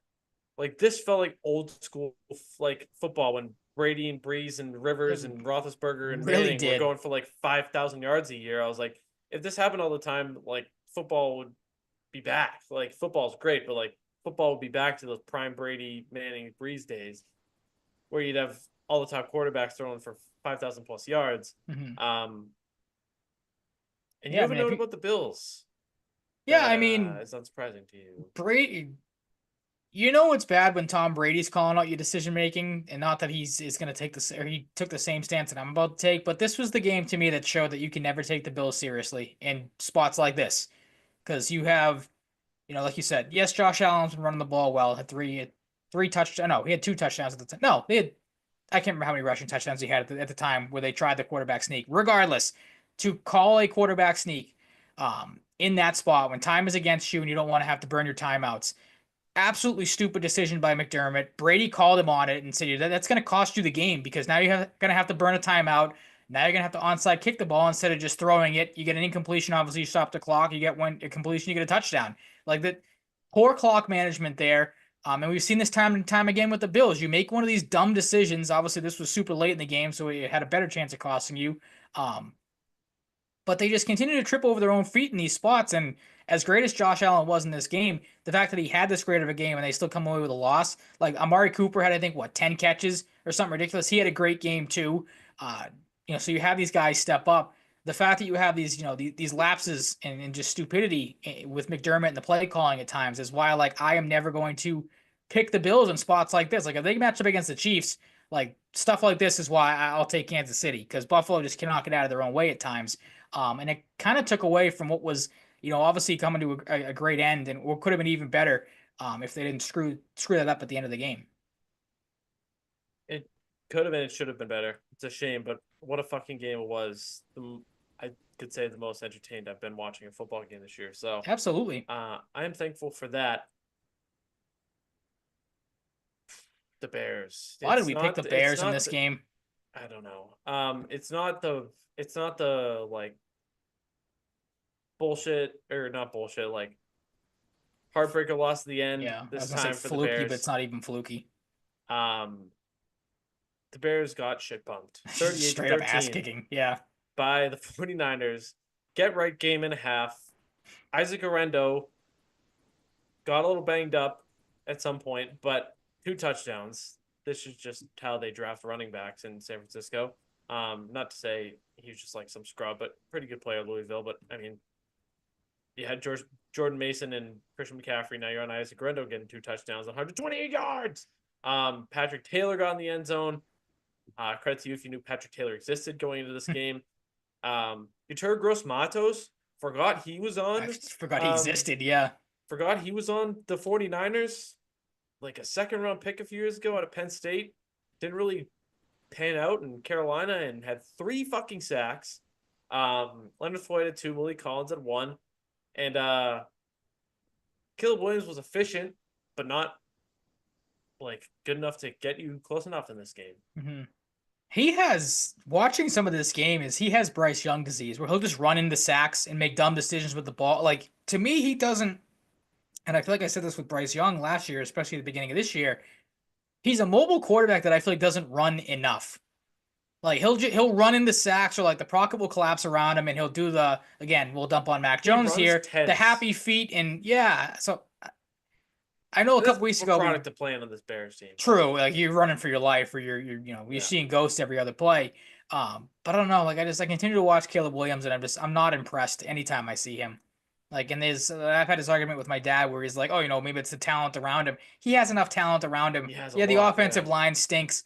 But he's got more than enough talent. He should be able to figure something out. And this was just another game where it kind of leaves you scratching your head of like, is he gonna be the guy for them moving forward? Because he makes some rough decisions and looks really bad at times. I think he is.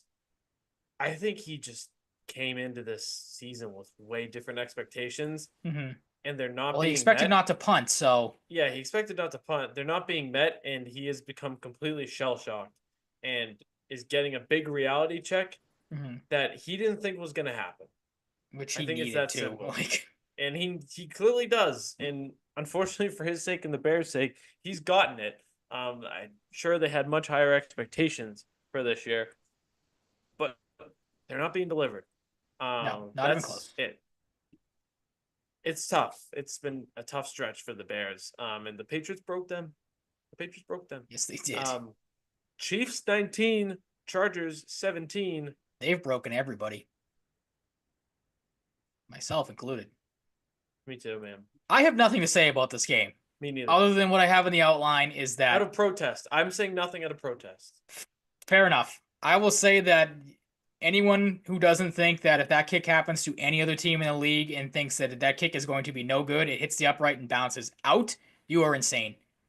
Every other team does not benefit from that like the Chiefs just did. Again, that's not like to cry. Like I'm sure people will think of like, oh, the Chiefs get every call and they get everything. No, that was clearly on display in that game. Like any other team has that kick. It either sails far left or hits the upright and comes right back out at the kicker. There's no way it goes in. And just because it's Kansas City, it happens. It's getting comical at this point. Like I know we did the Will Levis memes for a couple of weeks. Like what's the next, Will Levis meme we're going to get? What's the next Chiefs miraculous win or fluky thing that's going to happen? I'm surprised it's not like a Simpsons episode that like predicted this in like 1990. Right. Well, the next game, you had the Simpsons game last night or a couple nights ago, which was really cringy if you caught on to that. No. Did you like it? Disagree. Yeah, I loved it. I didn't watch it. I watched the highlights. I loved it. I saw Ralph Wiggum score a touchdown. That's very funny. Okay. I will give you credit where I'm sure the highlights are probably fine. Hooked homer on the play that ended my fantasy season. Amani Oruwariye fumbles the blocked field goal. That ended yours too? That ended my season. I was in a position where if the Cowboys got the ball, I could have won by like 4 or 5 points. In our league. If the Bengals don't get the ball back in our league. Nope. It starts, Saki has Burrow, Chase, Higgins. It's like the second play of the drive it was. Jamar Chase. I didn't know you were playing him. He needs 5 or 6 points. He gets fucking 20. A 40-yard touchdown frolicking into the end zone untouched. Jamar Chase, season over thanks to Amani Oruwariye, who I do feel bad for. It's a nightmare scenario, but holy fuck, man. You used to be good. He used to be good. When he was on the Lions for those couple of years, he was good. He came out of nowhere. Was good. What happened? He's got butterfingers. That's hilarious because I didn't know that. I was watching, and if my buddy Mike is listening to the show, that's why I didn't respond to your text about your fucking buddy in his league. He was in the same. I didn't know you were in the same boat. That makes so much sense now. But yeah, to describe that, he was, and I've told you about his season. And again, if he's listening, he'll get a kick out of this. I told you, like, I've never seen a fantasy football player that has had such shit luck as he has had, where he has scored like, I think it was like something insane, like 1,700 points, and is not in the playoffs this week, and I lost. That's how most of Almost his season 50. went. Is he scored a ton of points, but he also give up a ton. I've never seen somebody lose 2 kickers in separate games in a fantasy season. Every roster move he made was the wrong one. So texting him back and forth in that game, he was like, "I'm gonna lose in some bullshit." He was up, I think, like 9 points when that happened because the guy he was playing had Joe Burrow, had T Higgins, and had Cincinnati's defense. And like I texted you, the kid he was playing was just shit talking him, even though he was losing all day. So I'm like, you're gonna beat this. This is the one game you're gonna get like super lucky in. You're gonna make the playoffs because if he won the same situation that you were in, he was in. And then that happens, and he was like, I can't fucking believe it. Like Yeah, I don't know what to say. I fucking told Slacky Sunday, I'm like, dude, like you're gonna win. Like this is I lose this. I lose Yep. this. He was winning by 60. He's like, I don't know, man. And like then he said fucking yesterday morning, he's like, yeah, I remember you were like you called it. I was like, yeah, dude, I Yep. fucking know. Thanks. Yeah. Bengals 27, Cowboys 20. Fucking Joe Burrow goes off and it works this time. It almost didn't, but the Cowboys fucked that up. It might not have at least. 14 catches on 18 targets for 177 yards and 2 touchdowns. There was absolutely not a conceivable reality. Even I can't believe he didn't catch all 18 targets where they could stop Jamar Chase. Right? Yeah. One of I them was mean, a penalty. There were 2 penalties late in the game. One was on Yoshivas and one was on someone else. Where I was like, oh my god, these penalties are neutralizing fantasy points for the Bengals. nope. I have a chance. This could be a Fingers blessing. crossed. This could be a blessing. And the Mhm. whole Oruwariye, the blocked field goal by Spillane, I think it was, or the blocked punt by Well, Spillane, I think it was. Oh, just the thing that pisses you off too, and I said it to my other friend Mike when we were watching it. I'm like, well, you have the first down run with Chase Brown to get them well into field goal range. You're like, okay, cool. They'll run it 3 more times, kick a field goal. Dallas will have no timeouts. They won't be able to stop the clock, and the game will be over. And then, like you said, Jamar Chase goes untouched into the end zone. It's like, who the hell throws there? Like, run the ball a couple times, kick and the field goal, and end it. Like, smaller kick in the pants, but would have been nice. I needed Jake Ferguson to get a touchdown. didn't That do that either. probably wasn't gonna happen, but Yep. that stunk too, not getting that earlier in the game. Mhm. So yeah. You said you did like the Simpsons. You didn't catch the Simpsons broadcast, but you saw Yeah. the highlights. See, I I like watched. my fantasy season ended with Lisa cooking old Unc Homer. Like, That's god damn it, man. Well, Like if there's a that fun was way to another go thing. out, Like it was in the then back of my mind. I was like, maybe some goofy shit that would end my season wouldn't happen if it wasn't a Steelers game or a a Simpsons Simpsons game. game, yeah, maybe. But I liked it. I did. I like that shit's whimsical. It's funny. You don't have to watch it. See, It makes good clips. yeah, you're right in that sense. It does make good clips. I tried watching some of the broadcast itself, and it was like I tried going into it, like, all right, this is gonna be like for kids, like the SpongeBob broadcast was. But like the SpongeBob broadcast, they have like the characters call the game at times. This one, it was just I texted you the kid that does the Celtics games, who's kind of dorky to begin with, Drew Carter. Like I'm not a huge fan of his, and I don't know who else. I think it was Orlovsky, and I don't know who the other person was that was doing the game. Um, but you could tell at times they were just going like way too into the Simpsons jokes, and it was kind of corny. Where I'm like, all right, Yeah, the this is like announcing was. wicked, like cringy, and like you could tell the three of them were just kind of I feel like thrown together. They're really what like Scal and Drew Carter at least have some sort of chemistry. But like you can kind of pass off the dorkiness at times. Like the three that they had in this game, I'm like, all right, I gotta turn this off because like I'll watch it on mute because like it was, and that was kind of a couple tweets I saw too. People were like, if you're trying to watch this, it is rough. Like It there was was also really behind no the broadcast too, like his little somebody. delay, Yeah, I so saw wasn't Big Cat watching said that it was like a drive behind or something ridiculous. So I'm Yeah, like, that's like kind of yeah. insane. I'll just watch the clips. Yeah. Yeah, but yeah, it's good you bring that up because I'm after watching a couple of them today, I'm like, all right, they did do some interesting stuff with the Simpsons. And the Also, clips were funny, but Mo laid someone out. yeah, that was one of the yeah. Absolutely, I put it on the Instagram Awesome. story. Like the Patriots need to sign him in immediately because Yeah. he lit somebody up. Yeah, You get in my zone, you get laid out. It's what I do. I lay people out. Shall we get to Pats-Cardinals before our predictions? sure. Sure. Week 15 in Arizona, which I've heard from friends who have been to their stadium that it's not a great stadium. But Scottsdale and Arizona, I've heard it's fun. They've lost 3 in a row. They just lost the Seahawks. They are 6-point favorites. They opened at 6.5. The over-under is 46.5, opened at 45.5. And I like the Patriots this week. I do. Do you really? I do. Please I do. elaborate. I do. Let's start with the Cardinals. Marvin Harrison Jr. It's been a good year for him, but I think we could have seen better. Trey McBride does not have a touchdown, which is crazy because he's 851 yards and 80 catches. But he does not have a touchdown. James Conner is still pretty good. You know, got some get up and go in the backfield there. Trey Benson's been contributing a little bit as well. Kyler Murray's like had a good season, not like a great season. He's had great moments, but not like enough to really stand out to me personally. Michael Wilson got in the end zone last week. He's a decent player for them. Defense headlined by Budda Baker, Kaiser White, old friend Mac Wilson.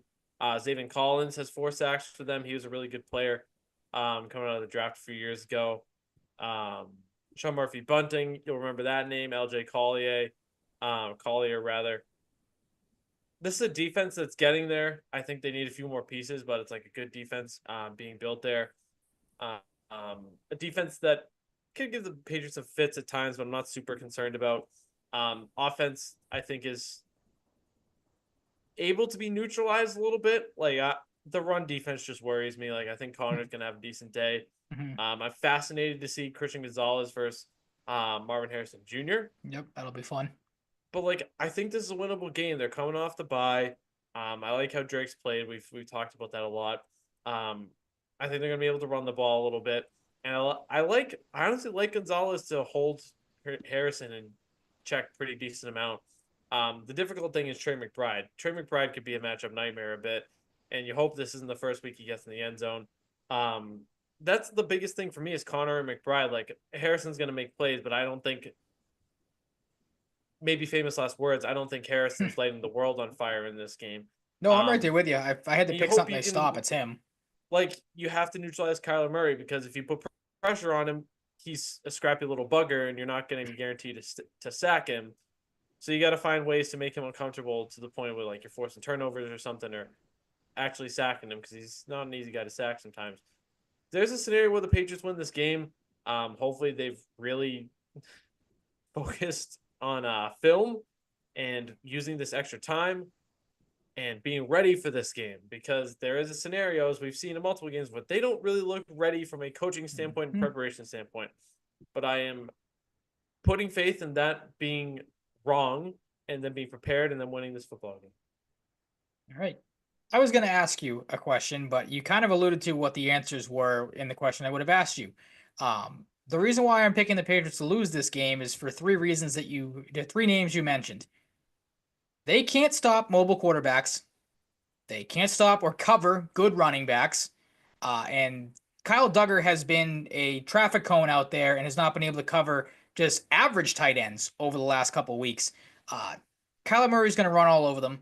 James Conner is going to destroy them, whether they remember to cover him out of the backfield or not, because they haven't done that with running backs the last couple of weeks in A-Chain and Jonathan Taylor.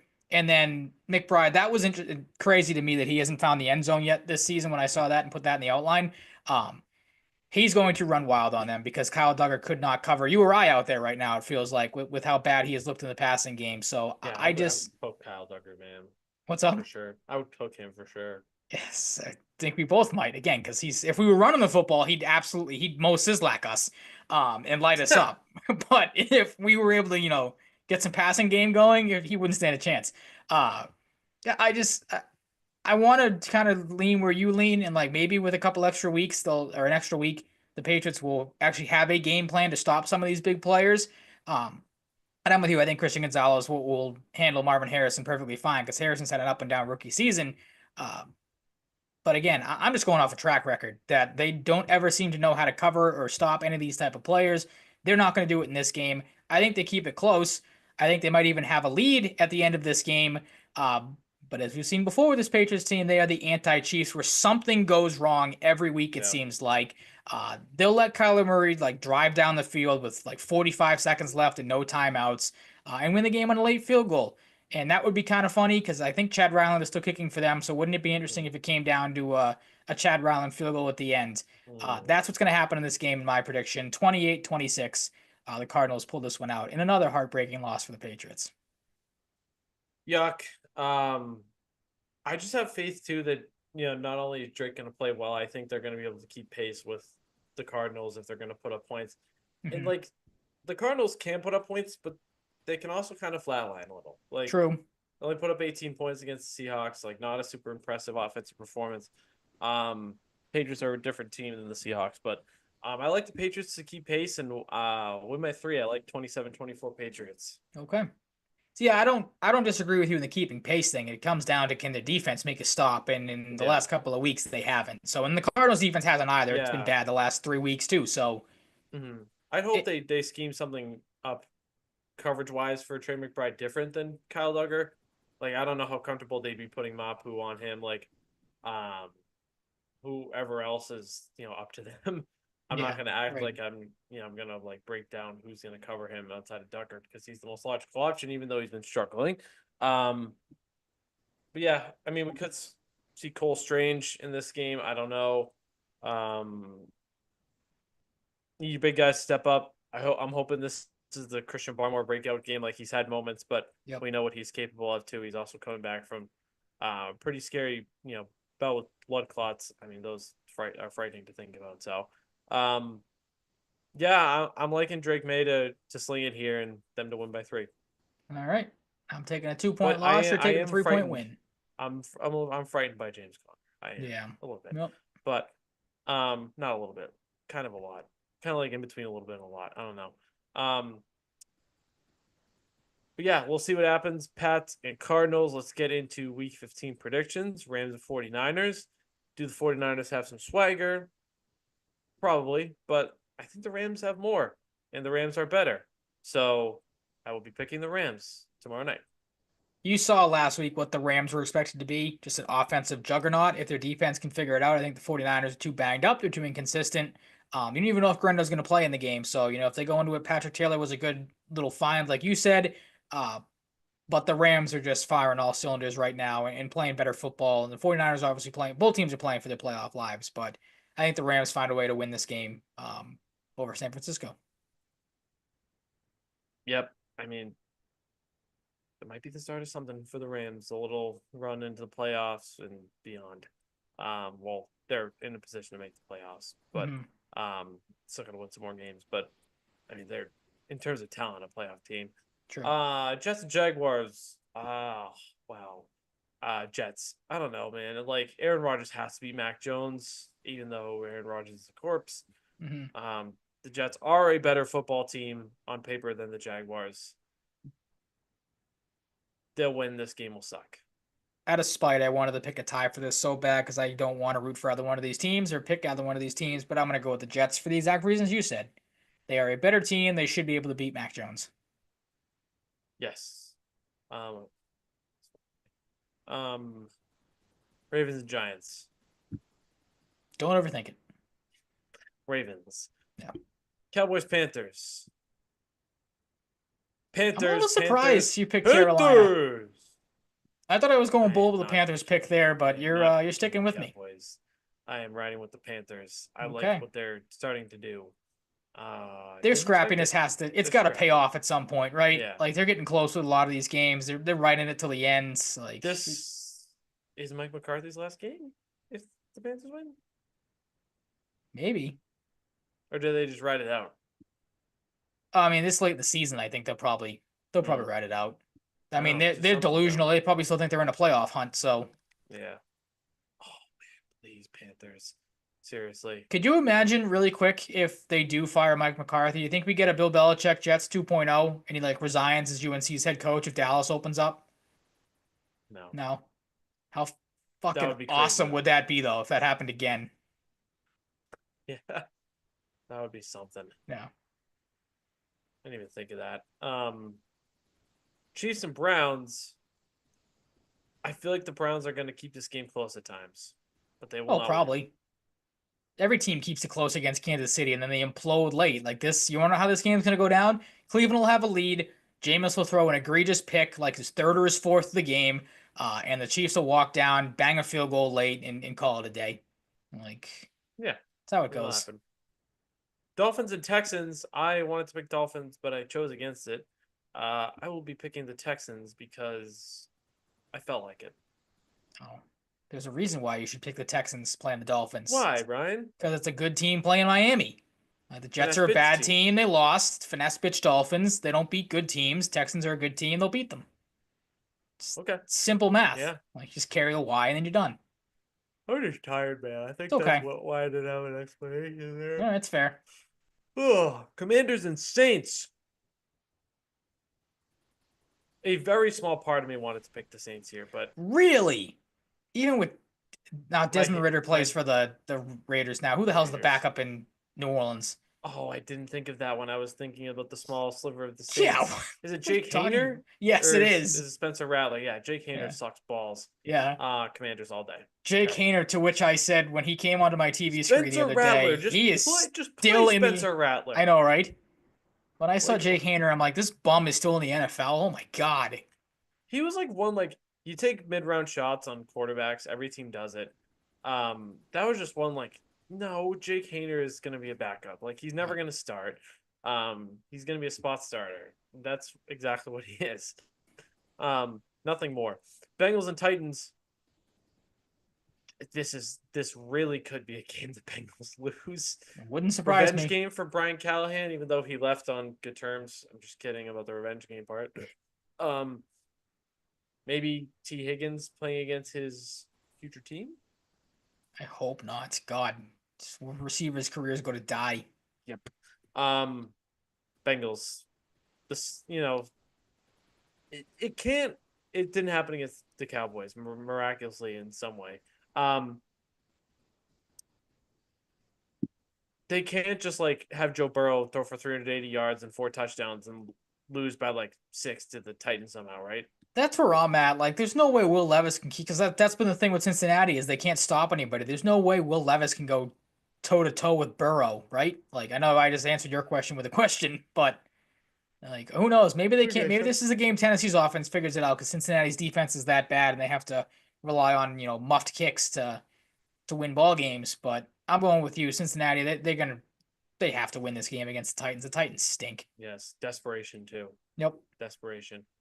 Can Bills Lions follow up Bills Rams as maybe the second best game of the year? Maybe. I can't pick against the Lions, even against a team as good as the Bills. I'm picking the Lions to win every week. Same. There's no reason not to. Like, I know the Bills have played good football, and I'm sure there's going to be an aspect where they come in pissed off how that game ended last week, but the Lions are just a better all-around team. They'll find a way to win that game in what should be another classic. Another classic. I think we're in store for one. Steelers and Eagles. Maybe not a classic at the same level, but should be a good game. Still weird to see 10-3 next to the Steelers, but 10-3 next to the Steelers. But they go to Philly and they lose to the Eagles. If fans are pissed off But they'll about probably win. If fans are mad about I the don't feel good Eagles about saying Eagles. win last week, they're going to be pissed when the Steelers walk into. This is the ultimate test for what makes the Eagles churn. It really, I said earlier, this is the part of the year where the Eagles, they'll drop a couple of games late and everyone will think the sky is falling. This is going to be the start of that. This is the defense that might be able to stop them. Perhaps. Yeah. I We shall see. I especially hate with the pick, Highsmith but I'm back. taking the Steelers. I would hate picking either team because I don't know. But I lean a little more Steelers, but I'm picking Eagles. Why the hell not? Cardinals for Ryan, Patriots for me, Colts, Broncos. Another team that not like Giants level or Raiders level. Just hard for me to pick the Colts. I'm picking the Broncos. They've exceeded my expectations this year. I will be picking them to win. As will I. I have no reason to pick Anthony Richardson and the Colts against Bo Nix and the Broncos, which might be crazy to say, or definitely would have been crazy to say at the start of the year. But Denver's the better team. Broncos and Colts, a horse game. Yes, after we had the Pirates game last week. They have a horse game.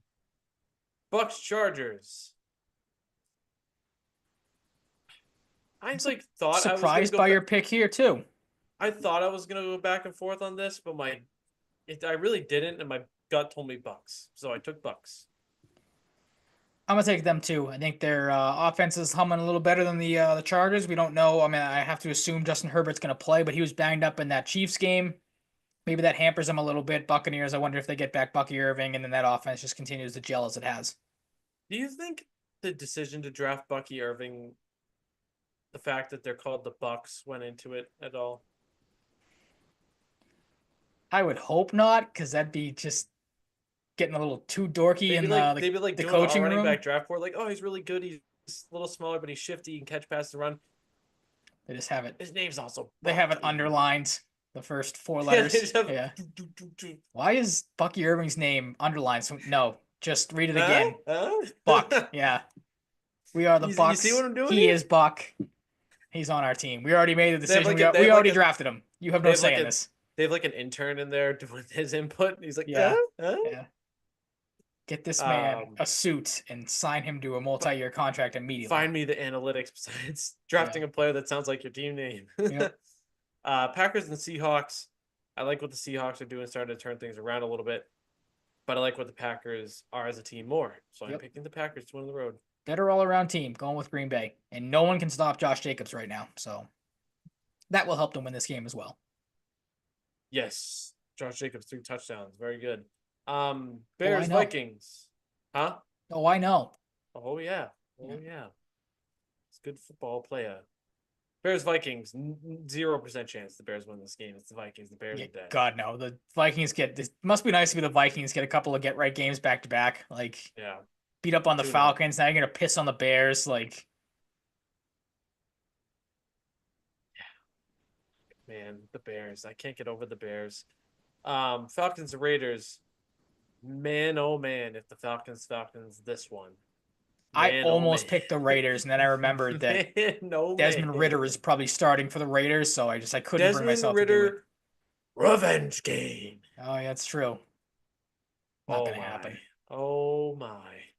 Desmond Ridder versus Michael Penix, maybe. I don't know. Don't even. But both Monday Night Football games are gonna suck this week. Like the Vikings are worth watching, but that game's gonna be over after like 6 minutes. So we've had like a good stretch of primetime games, like we really all have. days, and now we're just got fucking Falcons and Raiders, and Bears and Vikings, which could be. It feels like a prank getting Raiders and Falcons. Yeah. Like, haha, yeah, all these games where we know they're gonna be good, then we're gonna give you a shit. Real quick on the Bears, because I just remember this too. I have never felt better about fleecing a sports book for taking the under 8 or 8.5 of the Bears win total this year. Absolutely easy money. Absolutely easy. I wish I'd put more money in on futures because I think I'd be decent at them. But I hate waiting. Yeah. Especially when I'm like, my balance is I'm never hitting these parlays that I have like thousands of dollars. The balance is dropping very quickly. I don't like to put money on futures. Yeah. Like if I had tons and tons of money in my balance, sure, I'd throw futures down willy-nilly wherever I wanted to. Maybe not big ones, but what are you telling me? You don't have the luck of those gamblers you see that throw like the 16-leg parlay out there with all like number 4 options to get tight ends and they all hit because those people need more money. I did hit a 6-legger on the Thursday game though. Whoa. First 6-legger I may have done all year, and I hit it. David Montgomery's last carry of the game clinched it. That's right. You did tell me that. Yeah. David Monty might be my favorite player. You lived a dangerous life in fantasy for football this week when it comes to bets and fantasy football. It was a roller coaster of a week. Fucking hell. Maybe that's why I'm tired. Maybe it's not work. Maybe it's fucking that. The emotional stress of football. Shall we shift to Bruins, Ryan? Sure. No bye weeks. No one can win the bye week, by the way. I told you the Patriots weren't going to win the bye week. The guy tweeted it out. They did win the bye week. No, they didn't. I sent you the tweet that the guy said they lost 38-34. Drake May threw for like 4 touchdowns and 300+ yards, and they still lost. Nope. All right, real. fair enough. Not real, Ryan. I hate to break it to you, but that was fake. Damn. I was duped. Bruins. Hey, Bruins looked good, and then they looked not good. Ryan, let's start with the good. That's for sure. Let's start with the good. They went to Chicago. They won 4-2, as expected. Swayman stops, not shops. 20 of 22. They outshoot the Blackhawks 27-22. They win 62.5% of draws. They gave away the puck 20 times to only 6 for Chicago, which sucks. They outhit them 22-12. And they go 0 for 5 on the power play. And the Blackhawks didn't score in either of their 2 opportunities either. So they went 0 for 7. First goal was tough. Huh? Not great. Swayman can't fully recover from a rebound into a Foligno wraparound to Vlasic for a goal, his first of the year. I like the puck movement on the Geeky chance where he pots his own rebound. The first Marchand goal was some of the best offense the Bruins played this season. Clean, effective puck moving to a wide open Marchand. They like to do the fancy passes. They like for the perfect play. This was going for the perfect play, but going for the perfect play effectively, which was nice to see. and not overpassing into someone's fucking skates and making me angry. Marchand scores again off of a pasta rebound. He's been hot lately, Marchand. He's been willing the team. Really love to see that. Would like to see other players do the same, but we've seen Geeky and Coyle play a little better. That's good. Frederick a little better. That's good. Dickinson's goal hits off of Carlo and Zadorov and in. Tough look for Zadorov after a holding penalty. And Carlo, another goal in off of him. We almost had one in the Winnipeg game. It looked like it, but it wasn't. It was tipped by Iafallo. Brazo is like a good finisher, but he like makes some really nice passes sometimes, which I love. He hits Geeky for a stretch pass for the breakaway dagger. Brazo, Geeky, Marchand, Osterley, and Laura each have 2 points in the win in Chicago. A few days later, we're balancing the games in hand thing out. Bruins had lots of games in hand. Now they got 3 days in between games. Comeback win against Philly in OT, matinee game at home. Korpisalo stops 23-26. They outshoot the Flyers 31-26. They go 1 for 6 in the power play. Story as old as time. Philly was 1 for 2. They outhit Philly, which is, saying something on a Torts team, 33-18, and they, a Torts team identity thing on the other side. They shotted, for lack of a better term there, the Bruins 18-9. So Philly was trying. They were blocking shots. Matvei Michkov is just showing you in this game why he is a budding superstar, referred to once I always remember as a hockey genius. You don't really see that thrown around. I remember seeing guys that liked him better in the 2023 draft than Connor Bedard. Just shows how good he is. He's very intelligent. He's very good. He's an excellent finisher, excellent playmaker. Not really a glaring weakness. He's just not the biggest guy. And he drew the ire of Charlie McAvoy in this game. A lot of people drew the ire of Charlie McAvoy in this game. He took 3 penalties and 1 penalty in 1 period. Can you tell my brain's melting? Like, I was talking about being fucking tired earlier. Holy shit. Michkov scores 2. He catches the loose puck and scores, then slides back door for another one. Frederick just whacks a backhander home. Good, like, shitty, crappy front of the net goal. Love that. There was some case for goalie interference on the York goal, but Carlo kind of caused it with a little shove to the back area of the stick in Swayman's face. And York just strips one home. That's tough. McAvoy, like I said, with sicko mode with 3 penalties, 2 matching in the second period. Didn't like Michkov, didn't like Andre. I forget the other guy. But just really had problems with people. Charlie McAvoy. Been maybe some frustration being let out by him. It's been a rough year with penalties and some doozies. But Frederick makes it 2 with the help of Kaslik and Coyle. 4 of his 5 goals have come in 2 games. Good, but not good. Yeah, could be better. Yeah. But you'll take it when it helps you pull off the comeback. Brazo, another stretch pass. I'm telling you, these passes he's pulling off, just in general too, not these long ones. Like, not a bad passer. Banks a stretch pass to Brad Marchand. That's just like a classic Marchand goal, like a classic Bruins tying game goal. I loved it. Like it felt like we're back a little bit there. I was like, yeah, that just feels like an FU goal, a perfect play, clutch. Marchand, he lives for clutch goals, whether they're in overtime or whatever. And then Pasta steals it from Tippett behind the net, finds Zach across the crease, and see you later, Philly. Epic comeback. I missed the third in overtime at work, but I wish I didn't because it looked pretty fun. But have you seen it? Did you see any of these 2 games, Brian? Anything you want to add? I did not. I caught some of the beginning of the Philly game because I had family up from Connecticut, so we were out at a restaurant they had it playing on. So I obviously saw them get down, and by the time we got home and finished doing stuff and they went home, realized the game was over and the Bruins won. But a nice, like you said, comeback victory that you hoped kind of set the table for the Winnipeg game, but then that got flipped on its head very quickly. Yeah, it did. It did, man. But holy fuck, man. They really made us wait with these 3 days in between games for another shit pumping.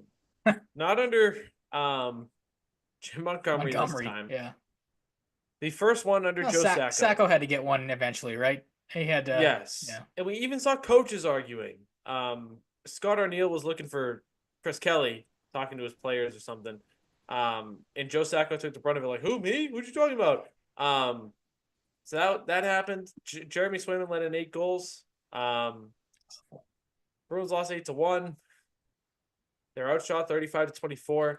Pasta missed Monday's practice. That put him potentially in doubt for this game a little bit. I think they were going to maybe not play him if they didn't feel comfortable. He was the only one that scored, and he hasn't been scoring, really. Oh, that's a positive. Level. I say he hasn't been scoring, but he did hit 10 goals. But he hasn't been scoring to Pasta level. They let in goals on half of their penalty kills, 3 for 6. Pretty bad. They were out hit 48-33. And Winnipeg had the block shot advantage at 16-8. They did everything they needed to win and then some. They thoroughly fucked on the Bruins. And this is a Winnipeg team that I believe loses a 4th straight coming into this game. Team that started hot, cooled down a little bit, and you let them start it back up. Turn the engine back on. Turn the game on. Immediately saw Frederick take an interference penalty 25 seconds into the game. Nice. Sick. Nemestikov scores on the doorstep of an indirect bounce on a Carlo 4-minute double minor for high sticking. Drew blood. Pasta forces half a turnover. Then it ends up with Lohrei, who immediately loses it. Kind of a quick, crazy play there. Scheifele slips in too easily and scores on a one-timer on the pass to him. I hated the effort from Pavel Zacha. I encourage you on Scheifele's goal, his second goal, to watch the effort from Pavel Zacha to get in the shooting lane because it was pure bullshit. On the penalty kill too, Scheifele scores his second. Vintage power play goal from Pasta to hit double digits on the season for him. Marvelous. Wonderful. Maybe it gives you hope. It shouldn't have. You gotta be one optimistic MFer if that gave you hope in that game. Man. Holy crap. Maybe. A horrible and lazy breakout by Brazo and Marchand at the defensive blue line. Scheifele just takes it. He dominated this game and finds Connor. Scheifele gets tossed by Zadorov, loses his helmet. Who the fuck cares? He was just laughing about it. Like, he doesn't have any reason to go after Zadorov. His big friend Adam Lowry did that later. Honestly, can't believe Scheifele didn't get the Hattie shortly after. He had a one-timer chance that I think he either sent off the crossbar or just over the crossbar. Gabe Velarde scores in a snapshot so hard that he broke his stick and then just kind of whacked it on the ground and snapped it after. It was kind of awesome, kind of badass. Yeah, I mean, things just kept getting bad. Maybe I need to watch the replay again. I meant to and I didn't. I didn't see really much head contact on the illegal contact to the head penalty for McAvoy. But that gets called. I follow tips one in. This is one I thought that hit off Carlo. So many goals have gone in off Carlo this year. The guy can't get out of the fucking way. Or even if he does, it deflects off of him and it's like a stick tip. Frederick fights Gustafsson, who went down kind of easy and drops him immediately. First time fighting for Gustafsson. And people got really upset about this. If you're fighting, I don't give a fuck if somebody is fighting you and you're a willing combatant. They have 49,000 fights and you have none. You fought. You lost. Exactly. Yeah. I don't feel bad for David Gustafsson. I don't. I can't manufacture sympathy for him. He fought. He lost in one punch, and it was his first fight. Maybe he lost in one punch because it was his first fight. Yeah, he got in the fight. Why are people getting so upset about this? Shouldn't you be looking at that the other way of hey, you actually fought a guy that was worth fighting? That shows you something. That shows you some balls. Hey, maybe if this was like someone else on the Jets should have been like, hey, no, you're not fighting him, fight me instead. Yeah, exactly. That's another way to look at it. Like Adam Lowry and Nikita Zadorov shortly after went at it. Could someone pull an Adam Lowry and be like, here, overhear that conversation maybe, if there was one? Or just be like, someone should have fucking killed Frederick after that. They didn't. I think Frederick took a penalty later in the game, but I don't remember anything of them him going at it crazy with anybody. Kaslik and Stanley, you see the camera pan, you thought you knew something else was happening. It pans over to them throwing fucking spinning haymakers at each other, going all over the place. During the stick taps, then Zadorov and Lowry go at it after on the next face-off. Zadorov wins in a good scrap. I think there was some mutual respect there, kind of hey, let's just fucking fight, for both of our team's sake. Coaches even went out on the bench, like I said. McAvoy was pissed and shocked by the interference penalty on a loose puck with Chibrikov, which I get, but like I don't know, they just call that in the NHL these days. But I get his quarrel with that. I haven't heard anything about Geeky. I haven't been on my phone and Twitter much these days, but he went down awkwardly on a net battle out front, kind of hobbling. So hopefully nothing's wrong with Geeky because he's been playing better lately. Seemingly has taken offense to someone on Twitter who's like questioned his spot in the lineup, and then he scored 2 goals against the Blackhawks. Maybe that was a kick in the pants he needed. Perhaps. But this just like the Mason Appleton goal too, like throws one in from behind the net or on the goal line. It squeaks in the smallest little sliver past Swayman. Like that's a fluky goal. Like, come on, can you please have that? I know you let in 6 and your mind is on another fucking planet at that point. You're probably just checked out. But corner shot past Swayman, does a goofy little shrug like, hey, look, I scored. Like, which makes sense because like, hey, like I just scored this dumbass goal for the 7th goal. Gonna celebrate, yeah. Yeah.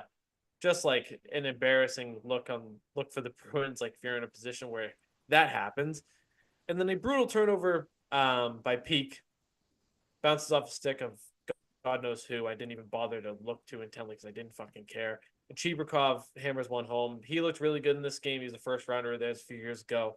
Looks like a pretty good player. No Nikolai Ehlers, and it didn't matter. They thoroughly fucked upon the Bruins. And there is a real Jeremy Swayman problem. I was gonna ask you that. What's your confidence level on him moving forward? Because it was some of the little of this game. Because I turned it off after I think like the 4th or 5th goal, and just those ones alone, I can't even imagine you describing how bad the other ones were. Like a couple of those ones where I'm like, dude, could you make a save? Like I get it. I tweeted it out. Like the Bruins hate covering in front of the net for their goaltenders, but like I'm with you. Like I was trying to give him the benefit of the doubt for most of the season, but it's not getting like I feel like he really hasn't had that like dominant Jeremy Swayman performance we're accustomed to. Even his wins, it's like 2 or 3 goals most of the time, where you're like, all right, man, you got to have a couple more of these saves. You got to like step up your game a little bit here. It hasn't looked solid at all. No, and I have a lot of issues. I'm at the point now where the whole like disjointed training camp is not an excuse anymore. It's not worth bringing up. It's too late in the season at this point. Jeremy Swayman's just playing bad. He's had a more like lax, calm, but athletic style. Not like a super twitchy, like acrobatic goalie. It's not flopping around. He's too calm. I've been sleeping on this one for a while. He is too calm. Some of these goals go in. He's like, whatever. I'll get the next one. Oh, one pass. You won't. He's too comfortable. He's too comfortable in the net. He is playing bad. He is too comfortable. And something is fucking up because this is a goalie who looked like coming into the season, and it's not all him. There's goal support, there's defense, there's a multitude of factors. Sucks, yeah. He looked like he could have been maybe the best goalie in the league this year with how he played in the playoffs. What he could parlay that into this season. He was people's Vezina pick. He was superhuman at times in the playoffs. Like, unbelievable. And he is the worst goalie. He is the worst starting goalie in the league right now. He's playing like it. He has a negative 11.6 goals saved above expected or above average, whatever the fuck, in the league. Nerd stat. He is a negative 11.6. But it proves the point. It's bad. It's very, very bad. And if this doesn't get fixed, you have an albatross of a contract in net. And it's not the guy that you expected to have an albatross in net. Good point. Eunice Korpisalo's contract looks like a pretty peach on the countertop right now. Yeah. It's Eunice Korpisalo's net until Jeremy Swayman takes it. Well, that's what I mean. If there's one thing you can try to hopefully come out of this game from is... It should be. Yeah, you're 100%. I agree with you there. We'll keep going back to Swayman. I mean, that was going to be my thing is maybe this is a performance. You hope it wakes him up of like, holy fuck, I just gave up 8 goals and I didn't even put my... He already gave up 7 too. True, that's what I mean. You say that, but then that's right. You think back and it's like, this isn't the first time he's gotten his ass handed to him this season. So I don't know. Like you hope it's not. I don't think he's the type of guy that's like, well, I got my money. Let me just kick my skates up now and call it a day. Like he doesn't strike me as that, and everything he says doesn't seem like he would even like remotely think that way. But I'm with you. I don't know if it's between his ears or what's going on. That something just is not right with him. And I don't know. Maybe like you said, they probably won't do it, but do you maybe try to sit him down? And you got what, 3 games in, I don't know, 5-6 days there, whatever it might be. So I would give Corpusalo the majority of these starts moving forward just to see if it maybe wakes swimming up a little bit. Me too. And can I say this too? Sure, I'm not going to stop you unless it's something like Is he egregious. struggling because he misses his buddy? Oh, I should have stopped you. That's egregious. I think it's part of If it. that's I the think case, it's part of it. I think it's part of it. That's incredibly concerning then if that's the case. I'm gonna say it. I think it's part of it. I think I it's in hate his that. mind. I hate that you. I wish you didn't say that, because now that makes me kind of hate Jeremy Swayman. Something else I hate, and this is nothing against Marshawn personally. I don't think he meant it to like be this alarming thing. Scott McLaughlin tweeted this out. I'm sure other Bruins reporters did too. Brett Marchand said this was coming. Our practices has been sloppy. Our execution has been off there, and it bleeds into games. The way you practice is how you play. To say this was coming after with a cupcake area of the schedule at the time you fire your coach, to say this was coming when you're winning games, even against bad teams, that concerns me. Yeah, I'm glad you could see it coming and did nothing to stop it. Like exactly, dude. Like, you guys just circle. We're gonna have our blow up at some point. Why don't we make it right after we just had this fantastic comeback against Philadelphia to show something that we haven't shown all season, having a pair of balls to come back in that Philly game. This is really one of our first biggest tests under our new head coach. Let's choose to lay our egg in the Winnipeg game and start, one of the tougher road trips of the season. I think that's a good spot for us to completely shit the bed.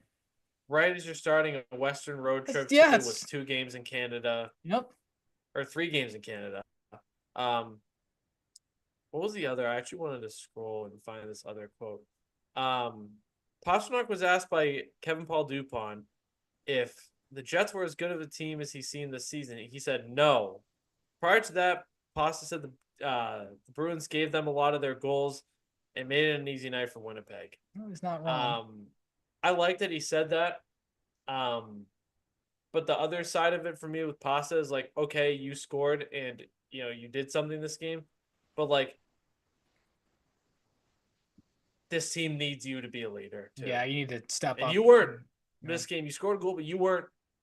You got a chance, but you weren't. Nobody was a leader in this game. No, nobody. Yeah, nobody. And you had 3 fights. You had more fights. You had 3 times more fights than goals.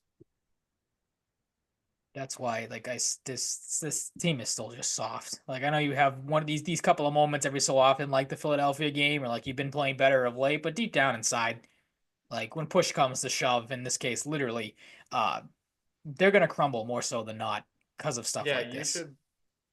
Anyone that has faith in the Bruins, and this, hopefully is an outlier under Sacco. You shouldn't right now. That Marchand comment is mind-numbing, especially for a guy his caliber. Like, oh, I'm going to stand out in the road. I can see this car coming at me, but I'm just going to continue to stay here and do nothing about it to improve my chances of not getting hit by the thing. Like, what? Like, that's unbelievable. I would get, like, not that I would get that, but like a young guy, a rookie, says something like that. You're like, all right, that's just a stupid comment from a rookie. Like, you need to know better. Like, that's your captain, one of your veteran guys, one of your older guys. You should know. That's something you keep kind of in the back pocket. Don't necessarily tell us that. You guys have sucked for a week straight in practice, and, again, because that, again, to me, it feels like, all right, we're going to take one of these games off at some point to maybe reset. Let's pick Winnipeg, one of the tougher opponents we have coming up. Yeah. And what did you say? Sorry to cut you off, but I just remembered too. What did you say? They had lost They had lost 4 games coming in Winnipeg. They had lost like 4 or 5 in a row. Is that the Bruins sitting there going, oh, they've lost 4 games in a row. We haven't been playing our best, but they've lost 4 games in a row, so we'll just show up and probably beat them. Like I take it kind of as that too. Wasn't the case. Like, there's too much of this. Like, there's too much of bad practices. We've had bad practices. Maybe have good practices. Yeah, maybe try to figure out why you're having bad practices instead of just. Yeah. It can't be that hard to figure out unless it's fucking mental. Yeah, it's all it is. That's It's why like it's why your leaders, goalie your sucks coaches right need to now. get It's why your premier like defenseman you paid all the money is taking, 20 penalties a night. it's just it's fucking brutal. Um, pisses you off because just when you think they're turning a corner, like I was even into it a little bit of like, all right, again, that Philadelphia win showed you a lot. Like now, this is the Bruins team we expected them to be, and then just to get absolutely curb stomped a couple nights later, it's like, well, this is the Bruins team that we're gonna have to sit through for most of the season.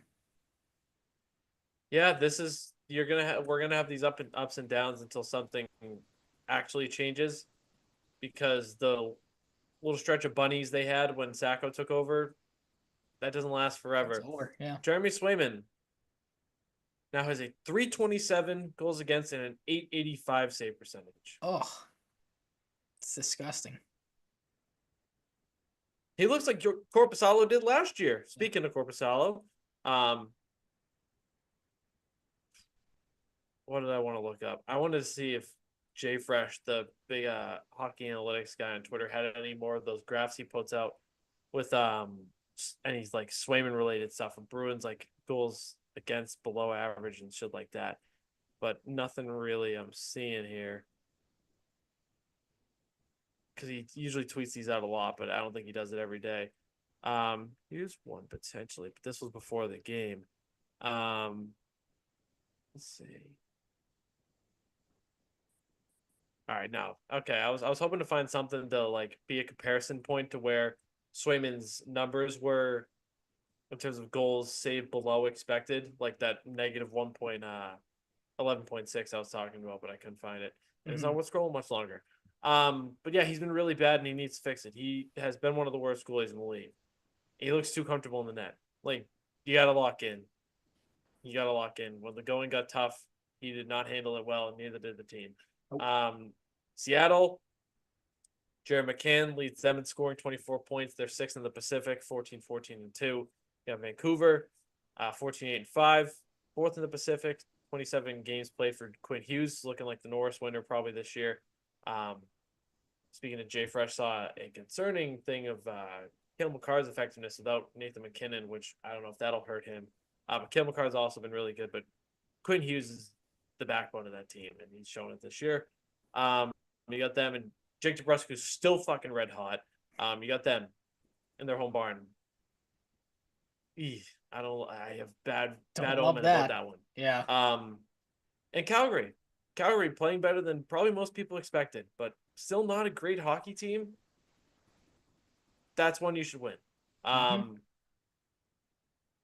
would like Corpusalo. I don't know if I want Corpusalo against Edmonton, which is my holdup. Like, do you go Corpusalo, Seattle, Swim in Vancouver, and then if Corpusalo wins against Calgary, if he's in net, do you give him Edmonton too? Or do you not want to do that? And we see back and forth. Ride the hotter goalie. Or do they ride with Swayman because Swayman's the higher paid guy and he plays two in a row, then Corpusalo, then back to Swayman? Like, I don't know. I want Corpusalo to be the number one until Swayman earns it. Because he's not. And it's not all on him. I'll reiterate that. But he's not. He got paid and he is not playing like it. He is playing like a goalie that's not even worth half of it.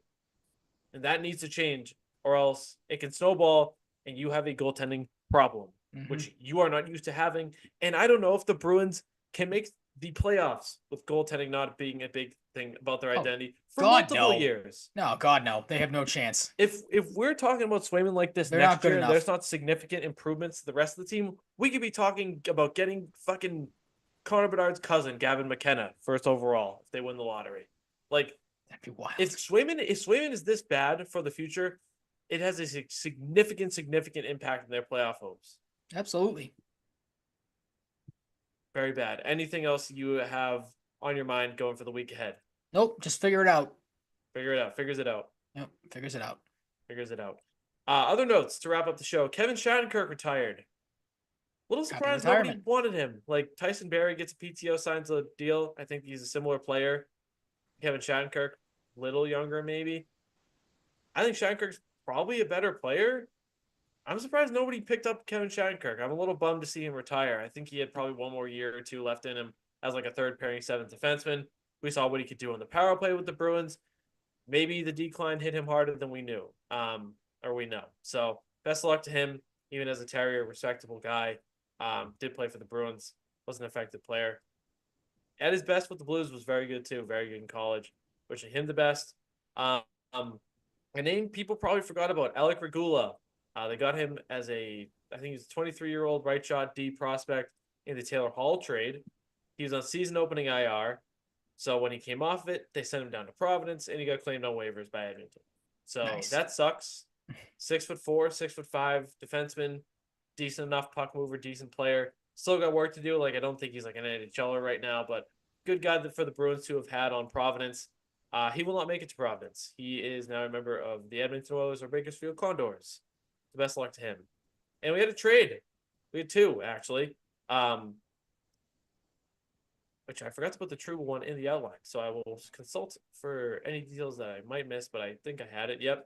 Trouba, the whole contract, he was going to get waived. He decided to choose to allow himself and allow the team to trade him to Anaheim for old friend Urho Vakanainen and a 2025 fourth. So they get off the hook from the Barclay Goodrow contract that San Jose took for no reason, without incentive to do so, like a pick or a prospect, and they take the Jacob Trouba contract. And Jacob Trouba, captain, physical guy, pushes the boundaries for sure, tries to kill people, but they got him and Gudis. That's something. Got young guys that don't really play aggressive, don't protect them. They suck, so like who cares? And they have cap space, so they're probably like, okay, whatever. I don't know. The Ducks do things very weirdly, and apparently the players don't like to coach. And I don't blame him because he seems like a gravelly sandpaper guy that these young guys probably won't get along with. It doesn't tend to work in the NHL anymore. Kind of baby them in a little bit, be a little softer, maybe like a Jim Montgomery. I don't know. Not saying Jim Montgomery coddles people, but someone that's a little less hard nosed than Greg Cronin. I don't think he's going to last very long there, much longer. But Igor Shesterkin signed an 8-year, $11.5 million per year contract. So at least Jeremy Swayman is not making $11.5 million. They settle on that. Looked like it, they might bleed it out and it gets to 12 at some point and he signs, but he signs for 11.5. Probably just didn't want to think about it anymore. Like the Rangers having a tough year as is. They just traded their captain. They're not playing well enough. One less distraction. There might be another shakeup. Maybe he's like, fuck this. Like I can bring up morale for myself, for the team. I don't have to worry about this anymore. So Igor Shesterkin signs a record-breaking deal. If there's any goalie, it might be him that's worth it, but I don't think any goalie is worth $11.5 million, no matter who they are. You'd have to you'd have to have like a .60 goals against average. Like you'd have to be like Andre Vasilevsky in the playoffs in the whole regular season to be worth that. But hey, like he got it, so like it is what it is. Good for him. That's incredible wealth. So that was crazy, and everything's tying back to the Rangers and a old former controversial Ranger with this whole thing with Tony DeAngelo back in the day. Alexander Georgiev has had a rocky career in Colorado, was playing better before the trade. He goes to San Jose with Nikolai Kovalenko, highly touted Russian player who came over this year. Only has 8 points, -7. They ship him to San Jose along with Georgiev, a 2025 fifth and a 2026 second. With $476K of Georgiev's remaining year in his contract retained for MacKenzie Blackwood and Giovanni Smith from the Sharks. Give the Avs credit to get 2 new goalies in the earlier portion of the season within 2 weeks is kind of impressive. They said, Absolutely. Our goaltending is not good enough. Let's try and fix it. Will it work? I don't know.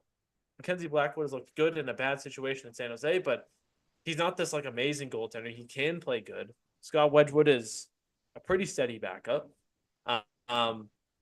But they said, fuck this. It's not good enough. Let's get 2 new goalies. Let's start fresh in net. And they've done so. They got Nikolai Kovalenko too. We'll see what he does there. And that's it. Any closing thoughts, Ryan? Other than, again, the Bruins just figure it out. I got nothing. Alrighty. Whopper of a show. Kind of what happens this time of year. Lots of baseball, which is fun too. Little different vibe to the show. The Bruins, the Patriots didn't play last week too, so different little layout. Long episode. Enjoy it if you listen to the whole thing. Appreciate you a lot. Nuno listeners, thank you for listening. You can find us on Twitter at Mike_Cratty, at Ryan_Salvaggio, on the show at Sound Cratty Pod. On TikTok, throw the name of the search into the search bar there. Spotify, Apple Podcasts, YouTube, Twitch, Podbean, Podchaser, like, comment, subscribe, rate, all that good stuff. Any of it is appreciated. Give us your good thoughts, your good ratings, and stuff like that. We'll see you next week. Stay safe, stay healthy, be nice to people, all that good stuff. Hopefully, we'll see you next week. There's some back end stuff with full press that might impede us from doing so. So just a warning there at the end of the show where people might not hear it, but who cares? We're putting it out there. We might not be here next week, but hopefully we will. And if we're not going to be there, we'll let you know. But just putting it out there. Hope the fuck we're going to be. See you next week. Peace out.